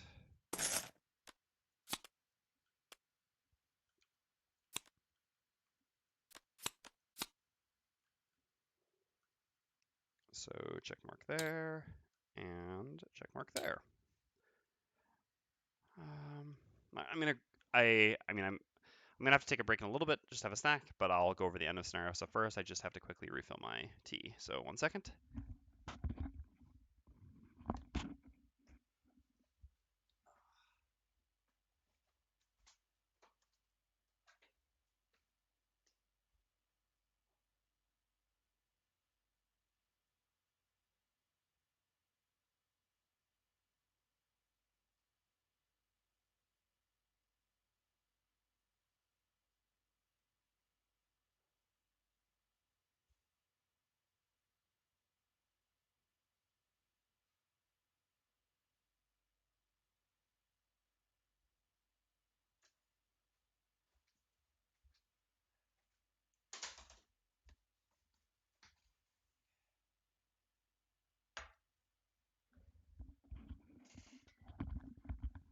All right, back. So let's go from right to left as usual. So you're going to have 2 perks here and here, 1 perk here, and then level up. So let's do our perks first. As is usually the case, I'm going to replace my -2 first and then remove 2 -1s. The reason why I like to do this, although I guess it's maybe a little bit different when playing with the Diviner, but basically we eliminate one entire possibility. So every time we say we only need a -1 or higher to kill this target, normally there's a -2 and a miss in our deck, which would prevent us from getting that kill. Whereas here, we'll now only have, the only possibility will just be the miss. So we actually have the amount of instances where we could fail to kill something when we need -1 or higher, which is why eliminating the entire -2 possibility is quite nice. And otherwise, just again, removing negative modifiers is kind of the best thing we could do. Even though ignore negative scenario effects, I know will be useful in the near future, I definitely wouldn't take this before these things, considering that at most half of the upcoming scenarios will have that. In the Diviner, we took it because we also got 2+1s, which was good at this point for a modifier deck. All right, so we get to remove 2 -1s and a -2 from our deck.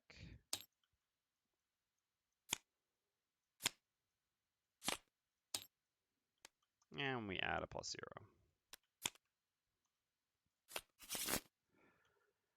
Okay, let's just do our level up now. So level 2, we get the choice of Wretched Creature, the summon I even forget exists, and Hostile Takeover.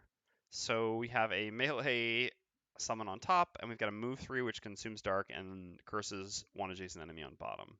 So this is actually a little bit more compelling than it typically is, just because we have the Diviner in the party who who creates more dark than she uses, at least for now. Obviously, we'll have to pay attention to how she levels up, but this makes the bottom a little bit more appealing, especially because we end up keeping Feedback Loop way past its due date, simply because we lack late initiative, which is pretty important for us to go after we go Invis to come out of Invis with late initiative, which is why Feedback Loop is good. Here we get 1 less movement, and we don't get the jump compared to Feedback Loop, which are certain downsides.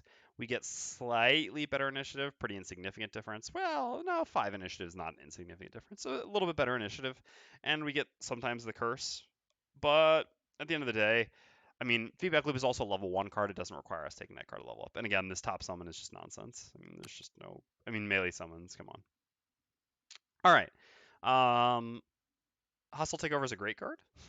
So the top, pretty consistent opener for scenarios. So we have 9 initiative, which is nice. We create ice. So now we have a second source of ice, which makes it easier to always set up Frigid Apparition, which is a big deal. Frigid Apparition is amazing. Attack 2, range 4 immobilize is already kind of a decent attack on its own. It's not great for the Mindthief, who does significantly more damage than that. But like I said, the biggest thing this allows us to do is to not have to use Scurry in order to use Frigid Apparition. So that we can, in order to use Perverse Edge, because we can Perverse Edge one thing, Hostile Takeover another thing, which at melee, or another melee thing, and this gives us like a really nice opening turn, or just in general a CC turn. And the bottom is force 1 normal or elite enemy within range 3 to perform its turn this round as if its allies were enemies and its enemies were allies. Also very powerful, although it depends on the enemies you're against. Being able to take the strongest enemy in the room and turn it against the other enemies is pretty good. The range 3 is a little bit of a limitation, especially once you get rid of Scurry, and it is still lost on I would say 9.5 card hand size class, kind of. So the bottom gets used less, but ultimately the top is very good. It's much more likely we're just going to lose the card naturally rather than play the bottom loss, but I don't know. Once in a blue moon, we might play the bottom loss. All right, so Hostile Takeover comes in. Cragheart. So, we don't actually have armor. I was considering taking it. Armor plus shield, but we also kind of want piercing bow. Because there is the ignore negative item effects perk. This would give us a couple more health. Like 4 more, maybe 6 more health per scenario. Having a tank in the party is good with a Diviner when we have this shieldy thing. At the same time, we're going to be Prosperity 2 pretty soon. I'm not sure it's really just even better to get that than, well, maybe. It's also not something we've done very often. But it's also not that easy to have the Cragheart necessarily be the one in the front is the biggest issue. I think it's better to just improve our modifier deck. All right. Anyway, replace -1s with +1s is, I would say, the pretty obvious choice to begin with. As usual, getting negative modifiers out of our deck and adding positive modifiers also pretty good. Cragheart is one of the worst modifier decks in the game. This is still a pretty good perk, though. Yeah, hide armor I think just isn't beneficial enough. Maybe at higher prosperity this would be more tempting. All right, 2 +1s in, 2 -1s out.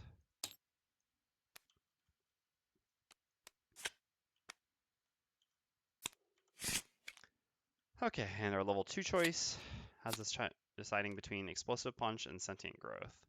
Sentient Growth, decent AoE attack. 3-player party is kind of in between 2 and 4. And 4-player, I'd say Sentient Growth is better, and 2-player Explosive Punch is better. We have a fair amount of healing already. I mean, this would let us potentially get rid of Nature's Lift, but it's also actually kind of difficult to get this healing in our party. We typically want the Cragheart to be in front of the Mindthief anyway, because the Mindthief can't take hits as easily as the Cragheart. Oh, let's also up everyone's health. So, like, and the Diviner is definitely not likely to be in the AoE. Accordingly, we just don't really have allies that are that likely to get healed by the top. The bottom can also do some healing, but the Diviner has that bottom heal 1 effect all allies anyway that is similarly good at removing poison. So I think Sentient Growth is probably just a little mediocre in this party, specifically in 3-player. And since I think the choice is pretty close in 3-player, I think I'll just take Explosive Punch. Again, I'm never using this top loss. Almost never using it. Maybe occasionally I would, but it's very unlikely. More than anything, it's just a move forward 20 initiative, which this class is happy to have. We actually don't have any move fours currently, again, because Massive Boulder is always going to use for the top. So this just being a move 4 is good, and 20 initiative is also really not bad. So pretty easy Explosive Punch here, I think, in this party. Okay, over to the Diviner. I really want to try this perk out. I think this seems really good. I mean, we removing a -2 or removing -1s is kind of the most obvious thing to start with, but this perk seems so nice. It makes our deck better and gives us some free healing. I think I'd rather just start with this. It's more that like this is like the sexiness value, whereas this is kind of just like boring. Like, yeah, I know. I would say that someone who chose to do these things first is probably playing correctly, but I don't think this is necessarily incorrect, and it's certainly more exciting. So I've never gotten to play with this modifier before, so I think that's where we're going to go with that. To begin with. All right, where are you?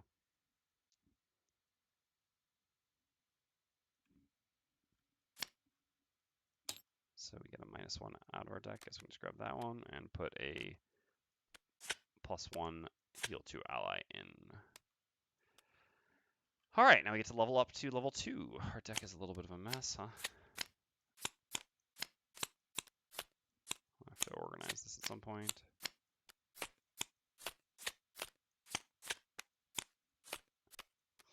All right.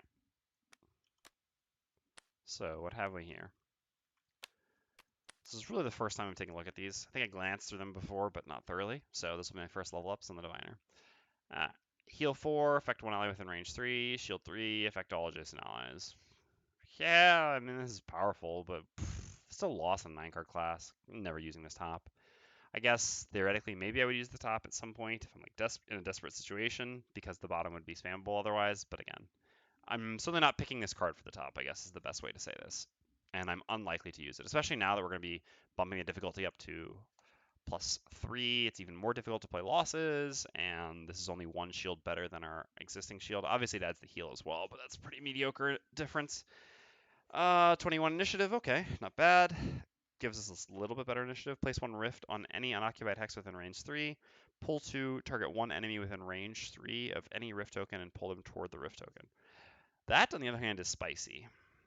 So this works with our Void Rifty thing. This makes it easier to use the Disarm Rift on ranged enemies, which is a big buff to the Void Rift. Also, we can do this combo at 21 initiative, which is pretty reasonably fast. It's not like mega consistent fast, but it's pretty good. Because then we can always pull 1 into the Void Rift. We won't get the 2 turns of disarm, but it still gives us a guaranteed disarm. And because we get 2 rifts, like this one plus the other rift we place with the disarm, we can still theoretically like set up the disarm rift for things to move into, and then use this rift to disarm like a ranged enemy. Range 3 is somewhat limiting, but not too limiting. Yeah, this seems good. Also, obviously, it just works for pulling things into traps. Seems like very flexible and also quite good with a disarm rift. So I like that a lot. Even if so if I take this card, I would use the bottom a lot, and I would never play the top. All right. So Bless, affect all allies within range 2. Strengthen, affect one ally within range 2. Interesting. 72 initiative, which is not good for us. Move 3, remove all negative conditions on one ally within range 2. No, I don't think so. Um, Obviously this scales better with larger parties because you bless more people. Here we're giving 2 blesses and 1 strengthen. Strengthen is not bad for the Cragheart. We will eventually get a strengthen modifier. I mean, the strengthen enhancement with the Cragheart.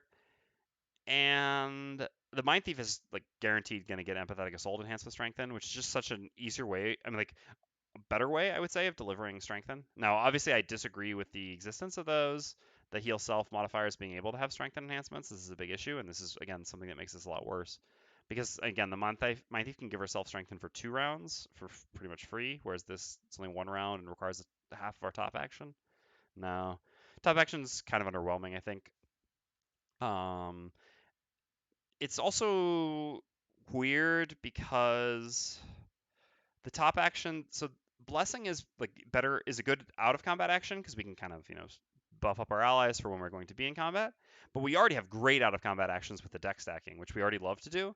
And strengthen isn't good out of combat; it's good in combat. But like the strengthen isn't good enough in combat that the blesses make it like worth. The difference isn't made up by the blesses, making the strengthen good enough to play as a top action in combat. It's better to just stun an enemy or be giving shield 2 or even be attacking. Or be doing a disarm rift. I understand that strengthen like scales well with our ability to modify the top of modifier decks, but again, I mean, where are you? Given our current party composition, so the modifier deck that we care more about by far is the Mindthieves compared to the Craghearts. Because the Mindthief does the single target damage, which makes it significant. And being able to do this, I mean, obviously I don't have the ability to enhance yet, but soon enough, being able to do this for 50 gold, which again, I have, 45 gold? So, like, it's just not even comparable how much better this is than having to do that. So while I understand the value of the Strengthen, I'm never going to play a top action for Strengthen when I can get it so free on bottom here. Yeah, I actually wonder this as well because I saw some people talking about like just wanting to do more supporty actions and not doing the rift stuff. I actually think they're crazy. Anyway, so to me, the value of this card more comes from the bottom, whereas like it's just like a move 3, which is not bad. The class doesn't have that much actual like standard movement. We got the four teleports and free condition removal is not bad. Like I think the bottom is more appealing in Gift of the Void, but ultimately like while the bottom is fine, like I would take this card and I would use it certainly more than like a Crankbow for the Tinker or something like that. This just seems so much better to me. Like this is so flexible and powerful, whereas this is like flexible but average power at best. So yeah, definitely taking Revitalizing Fount, which seems really appealing, and again helps with initiative. Whereas this, which is overall pretty average, and this is going to make my Disarm Rift a lot better, which is something I'm also happy to do. Also makes other rifts maybe a little bit more interesting, but I think not. I think if anything, this provides the support I need to make the Disarm Rift even better, and I can then even more easily ignore the other rifts. Because, so let's see. I mean, theoretically, this would allow me to give multiple curses in a turn. That is interesting. So if I pull something into this rift and I have like 2 rifts, it just requires too much to go right, I think, is the biggest issue. Yeah. I mean, the Bless rift's definitely not. Again, the temptation here is the potential for the curse rifts, but I mean, this is great because it gives me a rift and does something I want, which is pulling things like either into a rift to disarm, or again, like I said, I mean, repositioning enemies is just good to begin with. That's why the movie thing. That's why Otherworldly Journey is good because like, and here we get this sort of effect. Now, not obviously as crazily flexible as this one is, but we get this on bottom, which is just what makes this so good. Because like, I don't know, moving enemies too, as we've learned with a certain item in the game, is really, really powerful. So, and then like getting free rifts is also really nice. Yeah. Yeah, I agree. Poor other rifts. Again, I don't think, again, having this one more rift is it doesn't like make me like want to go in all in on a rift build. I'm just taking this because this is a good card that happens to also make rifts, and that happens to also work well with my disarm rift. Okay. So yeah, next thing we'll do. God, I really want to get to enhancements as quickly as possible. Ugh. But I don't want to do another +2 difficulty. Not today. Not today. Yeah, so we're gonna do scenario 6 next because scenario 6 will be the one that doesn't have summons so that we can go up to +3 difficulty, which will be a lot more interesting. So that will be what we do next, but we're first going to take a quick 15-minute break to have a quesadilla since we haven't had, well, lunch/dinner yet. Want to do a high prosperity inf play? Oh, that. Uh, Not not right now. I'd rather stick with this here, and I'd rather do that on other days because I know people who come today are like coming expecting to see this. I would be happy to do that in the near future with you, but I'd rather just continue this campaign today. Also, I'm like kind of addicted to playing the Diviner, and I'm actually personally motivated to play this. But again, I think it's also important for like when broadcasting what I'm going to stream a day to be consistent with doing that. Anyway, so I will be back, like I said, in about 15 minutes. Just going to quickly eat, and then we'll do scenario number 6 at +3 difficulty rather than +2. All right, so I will be back. See you soon.